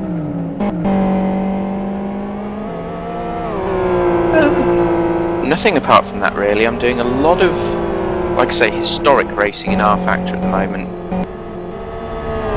which I'm ever so slowly getting to grips with. Last 2 weeks have produced a win and a 3rd, so it's been going fairly well. What sort of cars in particular? Well, the 3rd place was a Group C race in Nürburgring. GP track, the old 90s GP track. Pulled that off in a 962C. I'm not jealous. Much. It was a very fun race, although I got told off for aggressive driving. That was mainly because the back markers weren't particularly obedient and I got frustrated. And then I had a multi-class race in 1970s touring cars at the 1970s Nordschleife last week, where I won my class in a Chevrolet Camaro. Not a bad result then. No, it wasn't, and yeah, that's been very enjoyable. I prefer the older cars just because there's a lot less necessity for accuracy, which I've always struggled with, and it's much more a case of manhandling the thing around. And take these guys in lift speed at the moment, they need to hit the same points every lap, you know, lap after lap, corner after corner, to be getting the consistent lap times that they are, and I'm just near on incapable of doing that anywhere near as well. I suppose it's why I'm decent in things like the FO8, simply because it's a bit more slidey and lends itself to being thrown around, whereas these things, you just need the accuracy element.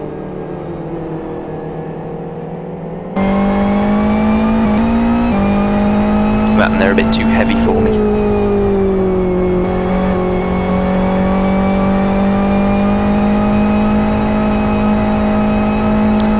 Still dabble in iRacing as well. Don't know how many people from Live for Speed do that themselves. I'll be doing the Daytona 500 with them whenever they put that on. I don't really know why I do it, I just enjoy pain, obviously. But the 2.4 hours was great fun, which I was surprised by. I didn't really do any practice and entered in the McLaren. That's a good car, it's a nice release from iRacing. It'd be nice if they could release the Lotus 49 as well, but it's a good car. Might do some league racing, not the actual iRacing championship, but some league racing in iRacing in the near future as well. I know that that's definitely something in the works with our team and probably a few others as well. Speaking of our team, Kovacs for Esports Pro in the pit lane now, and it looks to me like he's going to be making this one a double stint at least. for himself. And meanwhile, we've got a fight for sixth, for fifth.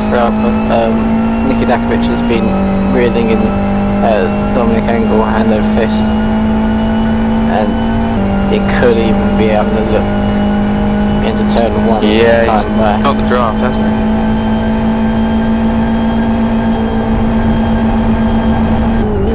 Straight round.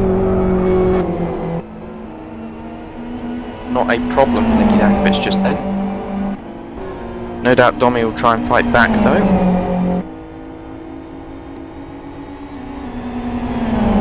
Which he does, and takes a look up the inside. Very close to contact. Still side by side, definitely Making contact contact there. But I think Nicky's going to have this now if he can just stick himself where Domi's front end is meant to be gripping through these next few corners. He should start to pull away.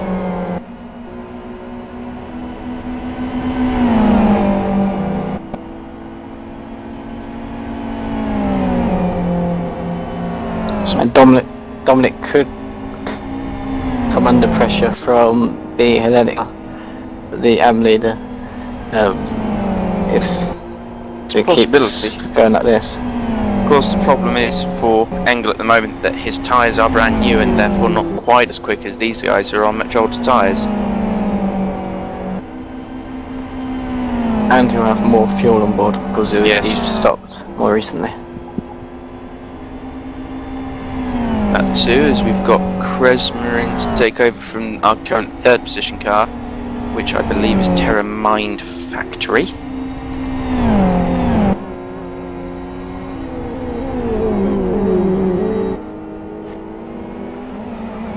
Dakovic spitting tyres.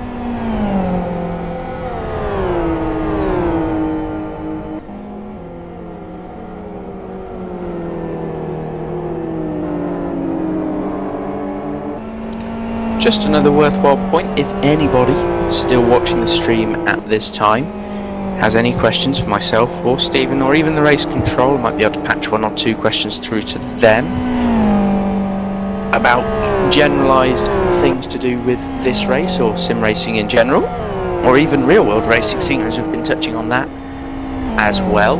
Send them through the various threads. I imagine there'll be one or two on the LFS forum directly relevant to this stream in the GT1 World Series, or you can find me on Twitter at Oscar Hardwick. I don't know if Steve himself is willing to give his Twitter account about. Sure, I am at Safety Car Steve.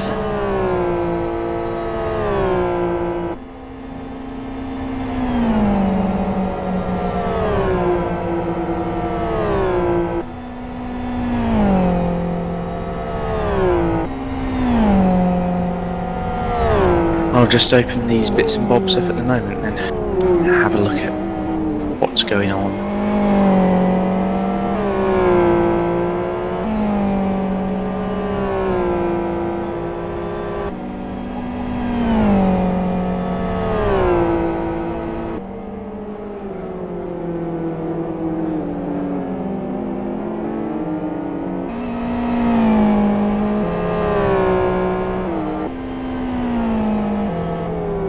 Got a couple of pit stoppers at the moment. The number 5506 AM car is in, as is the number 71 Scuderia Gas AM car.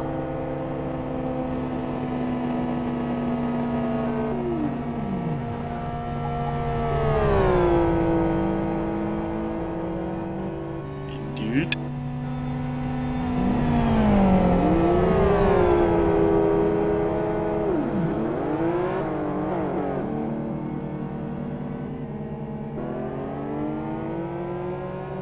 And also in, as predicted, is the Terra Mind Factory number 15 Pro car, which was in third April. Schneider's handing over to Kresma.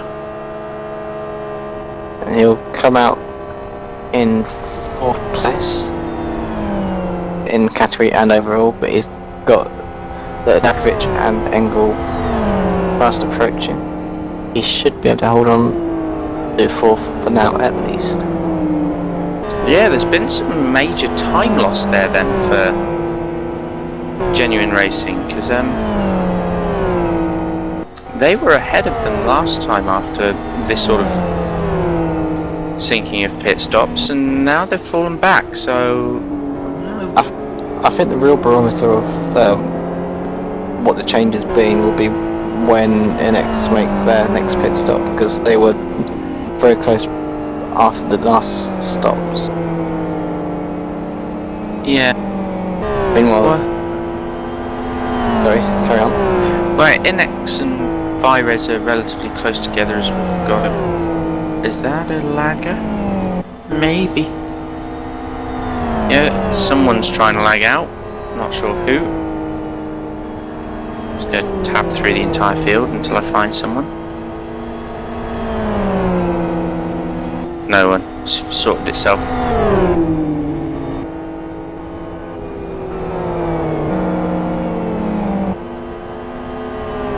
The front three are relatively close together. I wouldn't be surprised if Friskops has actually got enough gap on people like Dakovic and Engel to make a pit stop and retain the lead.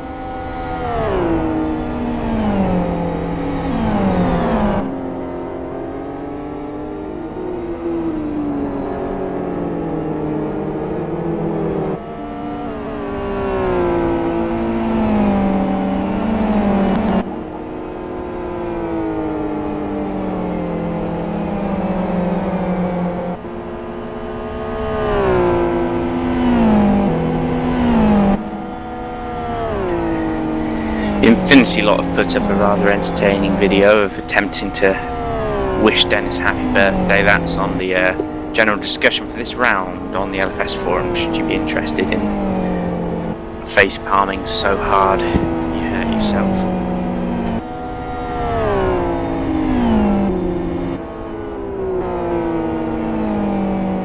No one really very close on track at the moment. Well, there's the 4th, 5th and 6th are fairly close. We've got Dakovic racing on Kresma slightly.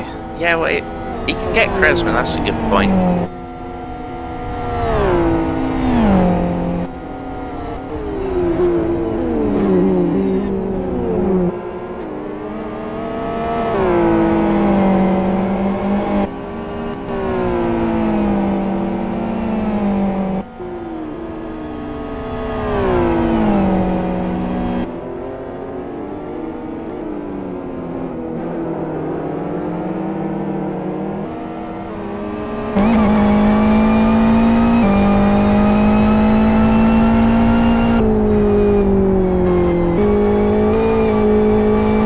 But Dakovic pits from 5th place. It looks like he's going to stay in the car for another stint.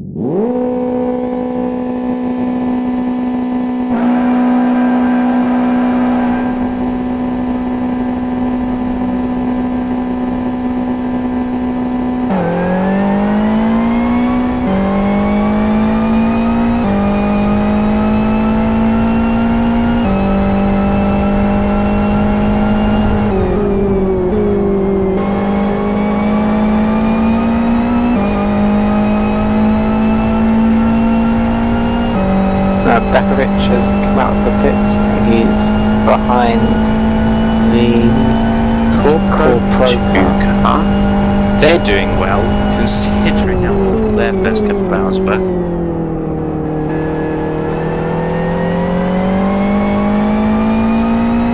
They are pitting this time by presumably Falk has entered the server.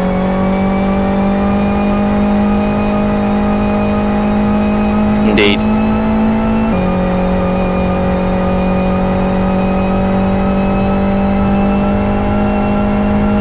Looking at his tyres, I believe it's only 2 to 3 laps before we see our leader make a pit stop.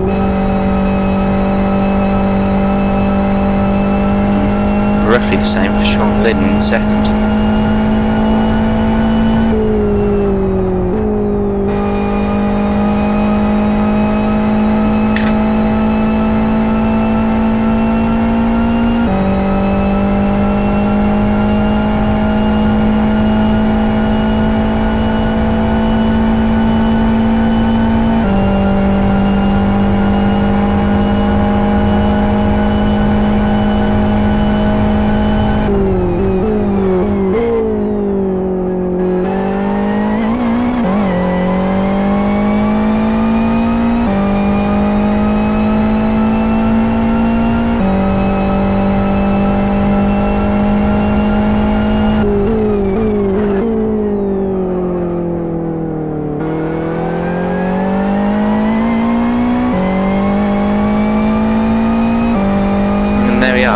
As predicted. I should make money from predicting these things. Isaac Price for NX and James Peace for Virez both joined the server, ready for their respective teams to pit in at the end of this lap. As Anton stops for Falk to take over the Core Racing Pro 2 car. Please change that name, it's awful. Core Racing Biscuits or Core Racing Lilac or something. I don't care, just not Core Racing Pro 1, Core Racing Pro 2, because it's difficult and it's nasty. In fact, that should be a thing. From now to the end of the race, the best suggestions for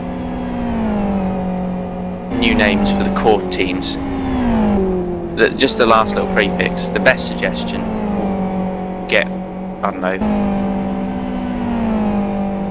told how brilliant they are briefly before the LFS forum no doubt tells them how rubbish they actually are. But welcome to suggestions, because I'm really bored of core racing teams and having to say their name every time they come up on stream. As Anton does disconnect now, so Falk underway. Friskop's coming through the final sector, should be diving for the pit lane this time to hand the car over.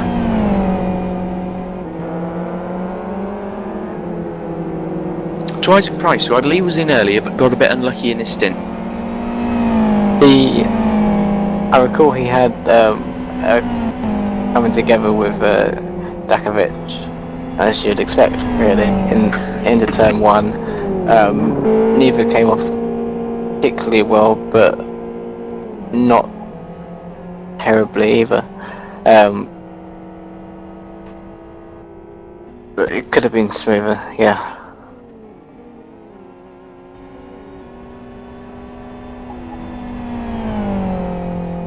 A bit of a accident for Lydon, and Virez entering the pit lane apparently. Had a little clout with the wall.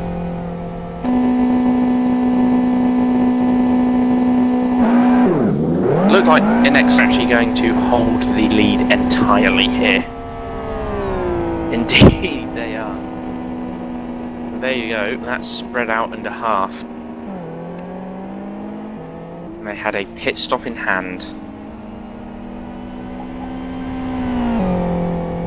Indeed, fantastic job there. Number 21 car is in as well, from 3rd place. The gap between Inex and Virez before the stop was about 12 seconds, and they are still running 1-2, so That is roughly your lead gap at present. Yeah. Well, moving close together now are Kresma and Dominic Engel. Dominic Engel looking to start making moves. Indeed, he's taken 3.5 temps out of Kresma that last time by.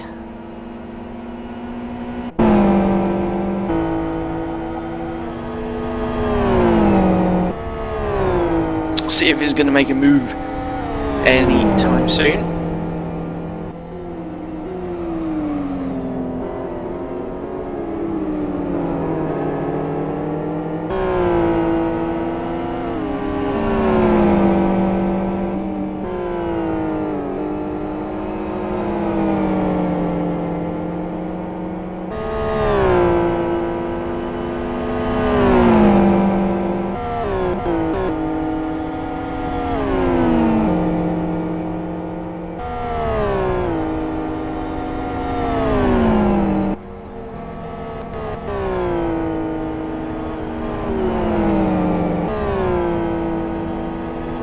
Good opportunity here for Engel to get a run to the oval section.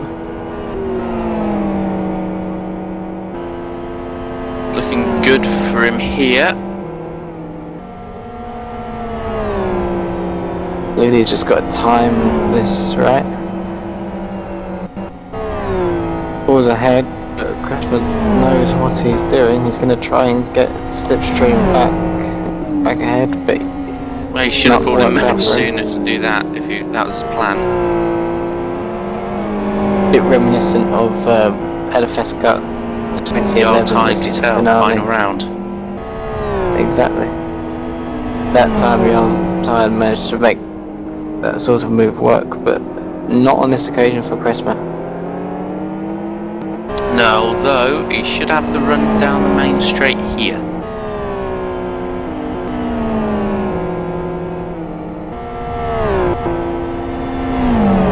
I'm not sure he's got the draft. No, Dom's pulling away.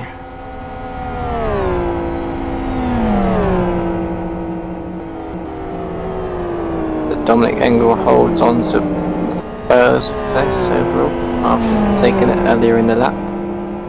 See if he can pull away and show that he really did have the pace over Kresma.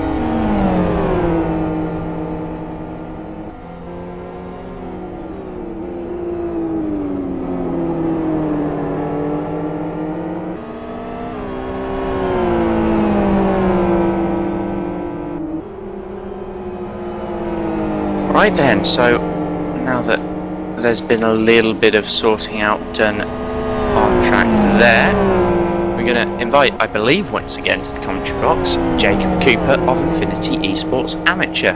Hello Jake. Hello. So been a while since you've been in the car, but how is it going as a team effort at the moment for both the cars that you Infinity have got entered? As a team effort, I think everybody that's been in the car has been outstanding, and yeah, in a way it's gone better than expected. We had a bit of trouble with the last safety car that came out. We were one of the first cars to be picked up behind the leaders, so in a sense we lost the lap, but Vitaly that's in the car now has been putting in some quite consistent pace, so been able to close some of that deficit down. Indeed, and the race in itself between, say, you know, your lap traffic and your faster cars coming through, how's that been? Relatively fair so far? To be fair, every car that's been a lap down that I passed personally has been, you know, no trouble at all, which has been quite surprising, to be honest. Because normally, I mean, in endurance racing, there's an amount that a lap car can sort of hold its ground before it's forced to yield the position. So you're expecting them always to fight a bit more than you would in a shorter race or a sprint race. Very true. Now, when are you next planning on sitting your butt behind the wheel? In about half an hour.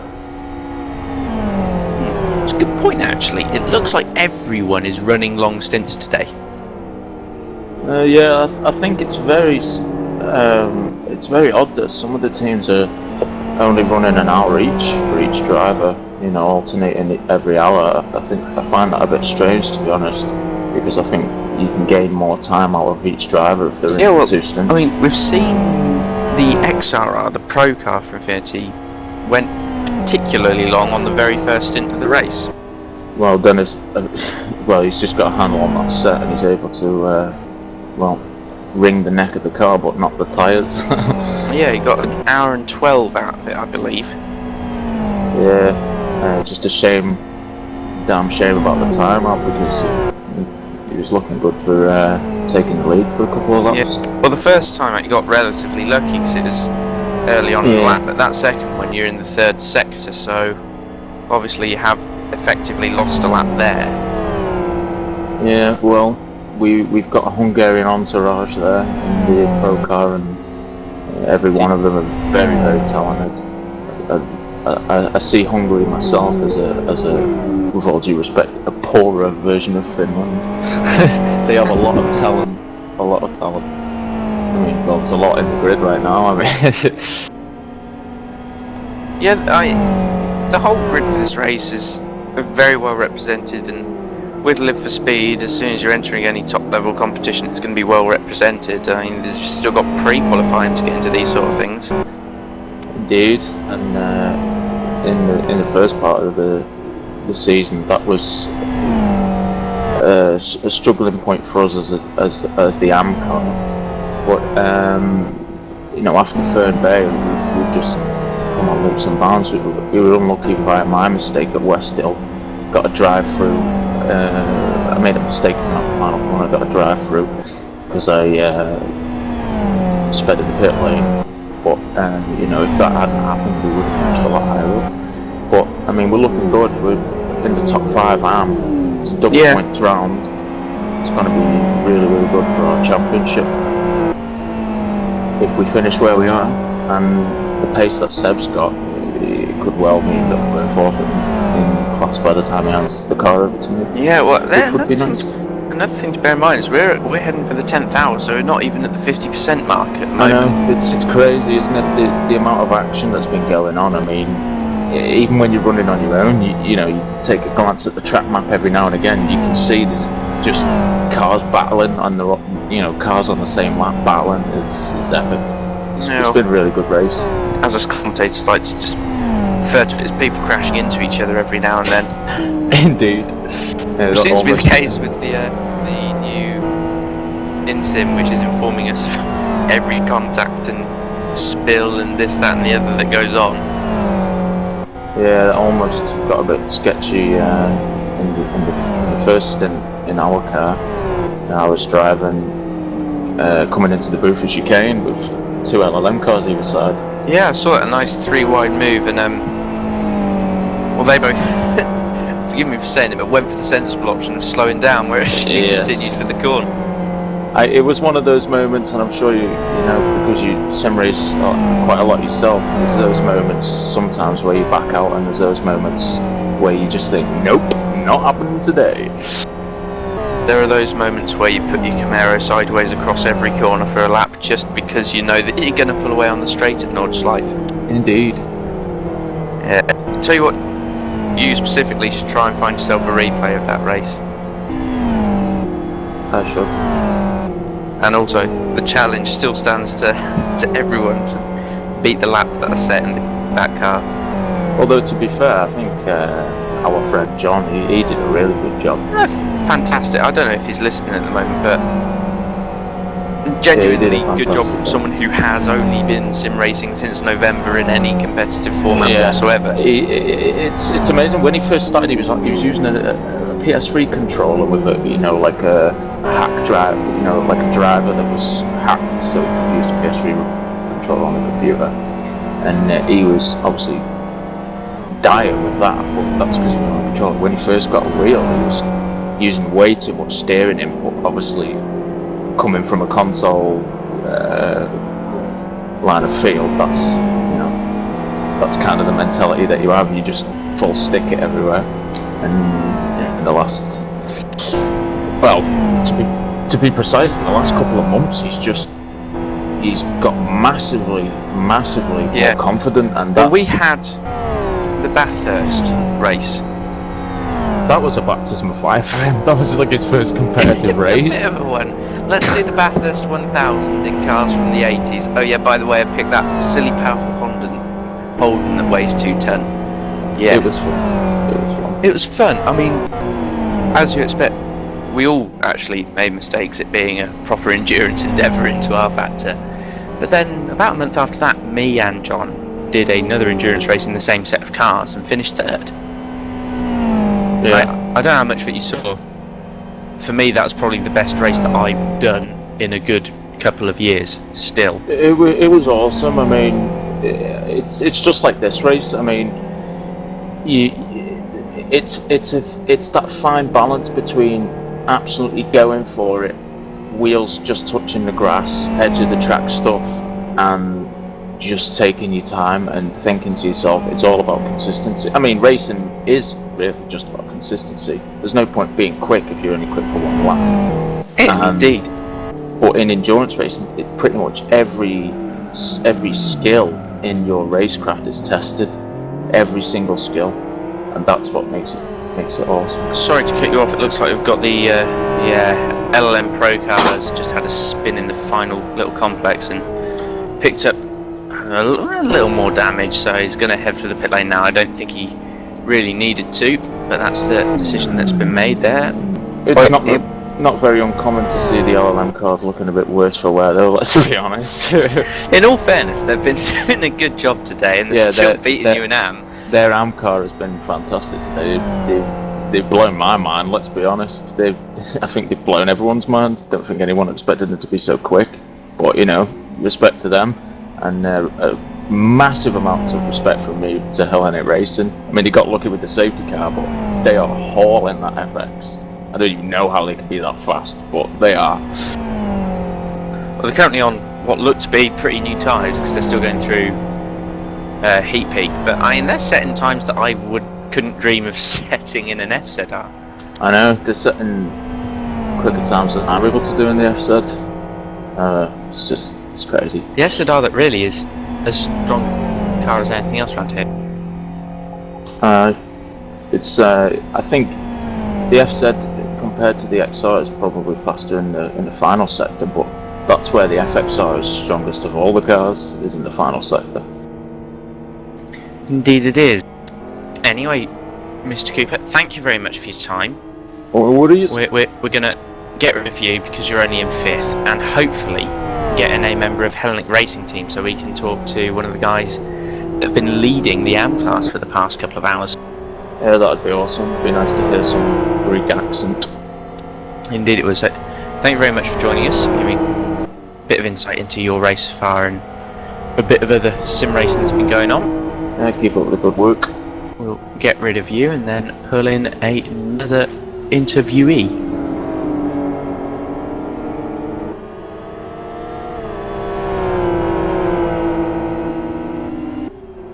Now, I've gone done that a bit prematurely.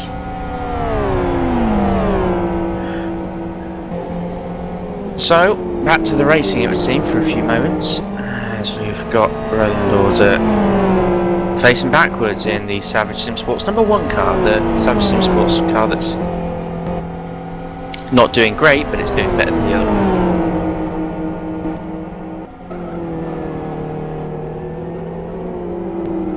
As I believe that Gashter is going to be racing Orza for position. No, not for position. My mistake.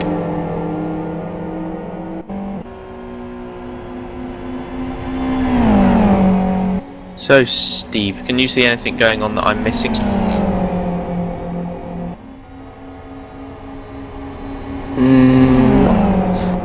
At the moment.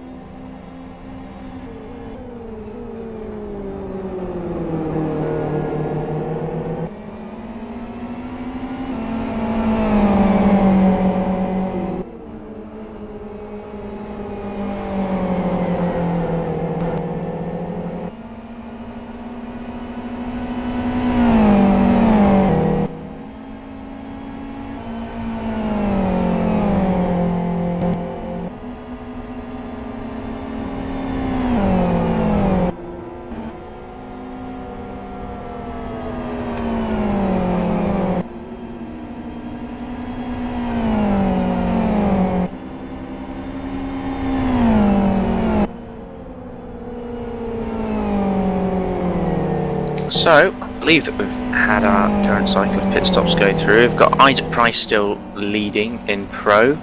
For next, I say still leading, I believe he's actually managed to grab that off of Genuine Racing since the last stint that they all completed. James Peace driving for Vires Pro in second, with Dominic Engel, Genuine Racing, rounding out the current podium for Lead Pro class. In the amateur class, unbelievably, still have got Hellenic Racing Team in that FXR, pulling themselves around the track in a fashion that no one can quite believe.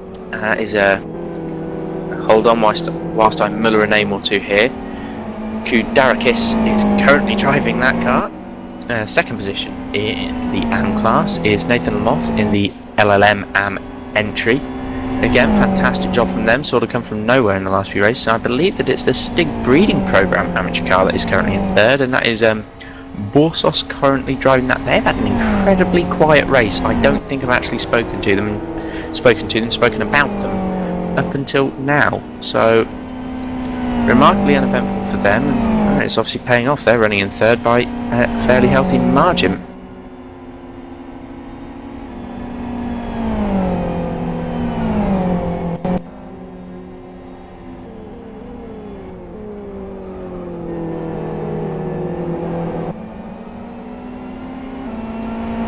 Okay then, so finally we are joined in the commentary box by a member of Hellenic Racing Team, Panaulas, and I imagine I've said that horribly wrong. Hello. That's okay, I don't mind, I get that all the time. Hi, how are you doing? Not too bad, and yourself? I imagine you're doing quite well at the moment. Yes, we're having a blast, I hope it stays that way. Well, you've got a more than healthy lead. I see. Yeah. We've been lucky with safety cars. Both the times the safety car practically came out right behind us with the leader. Well, the safety car was between the leader and us, so we got some good clean air and used the time for pit stops, fixing damage, all that. In fact, you're coming up to lap second place in AM at the moment. Is that a fact? I didn't even realize. No, it is. You're about 6-7 seconds behind the LLM amateur car. It's just the Core Pro 1 car that's in between you both. Yeah, looking good. I haven't seen the pit stops though. I don't know. I think we started our stint like 20 minutes ago, and I don't know what kind of stint they're on. 57 pitted fairly recently, within the last 30 minutes, I believe. Yeah, looking at his tyres, that's about right. And it's been really a clean race until now. Everybody's been very nice. No dive bombings from pro cars, like sometimes. Yeah, well, how on earth could a pro car dive bomb an Oh, FXR? They can. They can. Trust me, it They happens. make it work. Well, it's impressive because you are minus on the exit of slow corners, presumably struggling compared to everyone else, really. Because your car's just not got the straight line speed or the ability in the high speed that the other cars do. Yeah, sometimes you feel like a GT2 with the FXR. It's on the straights, you have no chance, and that makes it hard if you have somebody who's laps down and you're trying to overtake them on the straight. They just regain their position at the end of the straight. They just draft you and they're gone. Yeah, so I guess really, in your eyes, having the clean air that you have at the moment from other cars in class is very much useful, because you're going to function best when you're in clean air and they're in clean air, really. Yes, I mean the guys have practically been, I don't know, what time is it? How many hours have you been running now? It's like 10 hours in. Yeah, they've been practically doing 10-hour qualifying runs. Everybody's been so, especially Nestoras, but also Andrew. And that was really because of the safety cars, clean air, and in between also. It was just the first 2 hours where the Nestoras gained like a hell of positions, probably 6 or 7, 8, not sure. And then it was just bam, bam, bam. And he can go faster. He actually did a way better time on the pre-qual server doing a full stint than he did on the actual qualification. You know, sometimes you do see that where the track lends itself to when you've got the cooler, thin tyres on the car, you end up going quicker than you can do in quali. I'm wondering what tyres the others are on. I think we might be the only car with R2, R3s. Yeah, the R3, R2 is only on yourself. I've not looked at the other FXRs, which is a worthwhile point. That's R3, R4, I believe. Judging by the length of the stints. Yeah. Your tactics are obviously working with the tyres because you've managed to eke as much pace as you can out of the car. I mean, yeah, the other FXRs are R3, R4, but several miles away from you guys. And then the FZRs and the XRRs all running R3, R3, which is the only way they can really get any pace and or distance out of their stints. Yeah, it's been a different approach this time. Usually we try to compensate for the fact that the FXR is slower than the others by doing longer stints, thus doing less pit stops at the end of the race. Well, let's say in 24 hours try to do as less pit stops as possible. But this time, you know, we've had 5 drivers. I'm the 6th, and all 5 are on a similar pace and very quick. I'm the 6th one, and I'm not really quick, but anyways. And so we thought, you know, this might work, and indeed it did until now. Yeah, like you said, you got lucky with the safety car, but you weren't in a bad position before the safety cars. No, absolutely not. No, I think we were like 2nd or 3rd. Yeah, you were top 3 even after the first couple of hours that I was originally here for. So, I mean, obviously safety cars played in your favour, but you weren't exactly out of the running prior to that point anyway. You've just given yourself a nice bit of breathing space. You know, so many times in the past we've seen teams like TDRT who were really fast with the FXR doing just as small stints as possible with as much pace as possible, and we always wanted to have a go at that as well, but it was never the right time, and this time it seems to be the right one. It's worked for you so far, and I mean 7th overall can't be bad when you look at the calibre of drivers you've got in front of you who are in cars that are just quicker around this track. I mean, no one could have called that an FXR would be in the position that it is right now at any point during this race. Yeah, we're really glad everybody's excited, and we're looking forward to the rest of the race. I think we're going to have some fun. I hope so. I'm hoping for you that you carry on having the luck that you have at the moment and keeping the pace as well, because there's very few cars that have sort of had that mistake-free run so far. Yeah, and that's why nothing's really gone horribly wrong, but you're one of the cars that hasn't had anything going horribly wrong.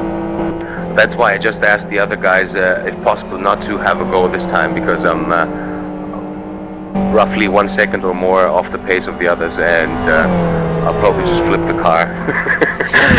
But you've got a whole lap that you can throw away, so that's fine. Yeah, I'd have a lot of margin, but still, I think it's best when, you know, they're all on the same pace. They've been doing very well. Why would we change that? If everybody's running 15s and I join the server and I run 17s, that's just, you know. No, you're right. I mean, that's a logical decision if you want to hold station, which when you're running first in class, you of course want to do. And that also means that I get the time to talk to you guys, because the others are, you know, technically the first 2 guys now finished. Well, they're part of the game. We'll get some rest now, I believe, and maybe they'll come back in the morning for a strong finish. And while the others race, so I'll have to stay there and make sure to do as much as I can in terms of micromanagement, checking the IRC, checking the the race control and all that. It sounds like we never really hear the voices of Helmling Racing Team. You just turn up to the GT races and do very well for an FXR. It seems to be how you're known, a group of Greek drivers who drive an FXR particularly well. Well, you know, Hellenic Racing Team is just a bunch of guys that enjoy motorsports and online racing, ranging from roughly 18 to roughly, I don't know, 45, 50-ish in years. And most of these guys are very humble, and they don't like the jibber jabber in the IRC and in the forums. You know, they like to keep it low. That's except for me, though. Well, you need someone to interact with the forums just so you can sign up for the races, eh? Well, yeah, they do that, yes, but you won't see much from us on the forums except for confirming the drivers and maybe asking a question with that too. Actually, I don't think we really ever have the time to do that. You know, we're so busy. Right now, the guys have on Google Drive, they have an Excel form where they fill in all the data we have from our stints, so we know how much time is left and all that. And it's a lot of work, so it keeps us busy. Indeed, and just whilst you've been talking there, the car that was just up ahead of you on track, not for position, but a car that you were coming to lap, Core Racing Pro number 1, have gone and timed out and joined straight back in again. It looked like it may have just been a quick reset for Gunsman almost of his router, an involuntary reset, but he's back in and back underway. So, what really are your plans for the following 14 hours of competition here at Kyoto Long? Well, I mean, if everything goes as planned, as mentioned, I'm not going to be racing, so the pace is going to stay like this, and hopefully at the end we'll be on the podium, on top of the podium, let's say, in the M class. It would be the first time we've had a third place finish in a 16-hour race somewhere in GT2. I'm not sure what kind of event it was, and so this would be our first endurance win, and we like online racing and we love endurance racing, so it'd be a good thing. Indeed it would. I've actually been, like, your FXR has obviously come up a lot today because it's outperforming where we were expecting FXRs to run here. And I was looking at your results for this series, and you didn't score any points in round 1. And then, am I right in thinking that it's been a 4th and a 5th for the other 2 rounds? I'm not sure. I'll have to check up on that. The first round didn't go well and ended in the first lap. And that's a pity because... oh! And you're off. Kaldarakis has just had a moment, rare moment, and lost the rear end there through turn 4. Yeah, I think I saw it on the remote, but back I didn't underway. think he touched the ball. No harm done. But yeah, you look like you're in fairly good stead now to be doing well for the rest of the race. So hopefully that will continue to be the case. Are you guys planning to make your presence known in any other leagues in Live for Speed or any other sim for that matter for the rest of the year? Dago's gonna hate you for that question. Most probably. We've been considering iRacing for quite some time now. Some of the guys have been racing it on their own.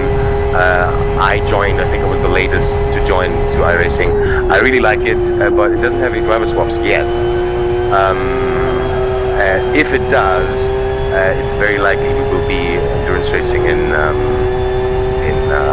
iRacing, because it's just, for me, I'm not even going to compare them, LFS and iRacing. LFS is awesome and cost me, I don't know, 40 euros 6 years ago, and I've run so many nice races with it, but iRacing is just in a different league in all ways, and if driver swaps come into iRacing soon and we're able to run Le Mans 24 hours or Spa 24 hours, something like that, we're there. We might have, I mean, we're not going to say goodbye to LFS completely, because right now it's the only the only option you have if you want to have a nice race like this one. And we're lucky there's people like you guys that keep hosting these things, because let's be honest, if nobody was hosting these events, it would be just I don't know, drift servers and cruise servers on LFS. Yeah, well, two things that no one really wants to boast about openly. But it's always good. And another thing is the sim racing community, regardless of what sim you're using, is still very small. And I guess from my point of view, it's important that teams do try and branch out into more than one sim, just to support the community as much as possible. Like, I've never wanted to limit myself to just racing on one simulator at any point. I always like to try a bit of everything. I guess that's a point of personal view. I haven't really. I like Netcar Pro, and I mean R-Factor is alright as well, but I don't think anything comes close, or did come close to LFS in terms of the actual feeling of it and the leagues and stuff that is running. So why would you bother as a team to compete in anything else other than LFS? You know, we've had the great pleasure and honor to be in Masters of Endurance, which was just a blast. And of course, I mean, everybody tries out things. I know some guys on the team that are eager for, what is it, Assetto Corsa? Yeah, me. I'm not on your team, but me included. I'd like to see what he comes up with. I believe there's a tech demo going on, or about to be released. Because, you know, the things that he's posting on his website are all great. License for BMW, license here, license there, but that's all just bragging now, isn't it? We haven't seen anything yet. Yeah, licenses don't mean very much if it drives like Need for Speed. Some people are also talking about project cars, but from what I've seen, it looks more like an arcade racer. It shifts to with a supposed sim background. I'm with you on that. I don't really see any promise in it as such. I think things are looking bright for endurance racing if iRacing really plans to get to driver swaps sometime soon. It's sad to see the LFS community kind of, you know, going apart and all that. Hopefully sometime we will see progress or development in LFS. The only development I see right now is just people creating in-sim apps like the one you're using for the race today, which is pretty neat. I don't know who did that one with the pit exit and stuff like that.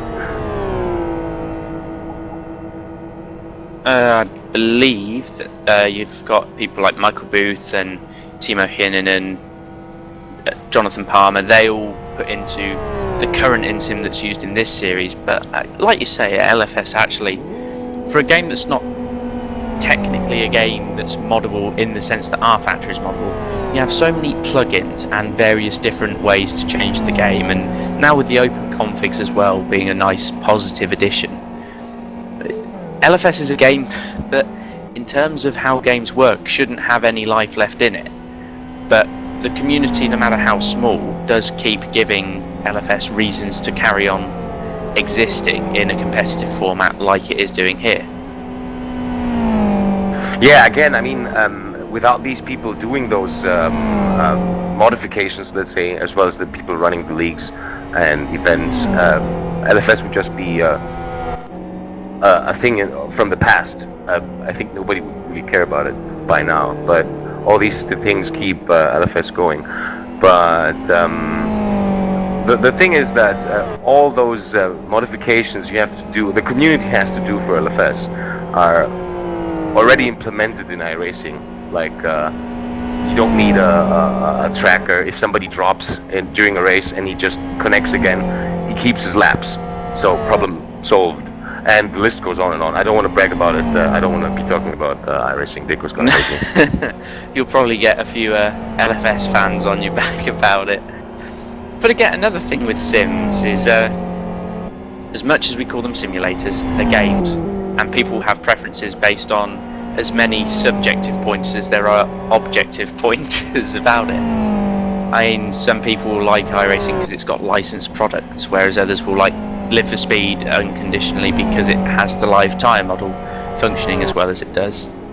You know, everyone has their reasons, and they're not always valid or necessarily invalid. But like I say, I think the more people just try different sims and just enjoy the hobby as much as they can, the better they will do for the community in sim racing, and the better sim racing will end up doing for itself. And it's also a matter of price. You can't argue with somebody saying that iRacing is expensive, because it really is. You'd have not only the membership, but just buying the tracks and the cars. But if you really do that and you buy the road content, you just realize how good it is. All the tracks and the cars. I don't really care about the licenses for the cars. I don't care if it's a Lada or a McLaren. I care about the tracks. It's nice to have the tracks that you see on television every day, driving them. That's awesome. But it's more of the overall package that really amazes me. That everything is like the statistics and everything. You click on somebody and you can immediately see what was this PB on this. You can take the replay and go back in time. Like somebody hits you during a race, you're in the pits and waiting for your car to be fixed. You can step out of the car and go back and see the incident as it happened. You don't have to save a replay or anything like that. And that would make the things we like or we love, endurance racing, so much easier.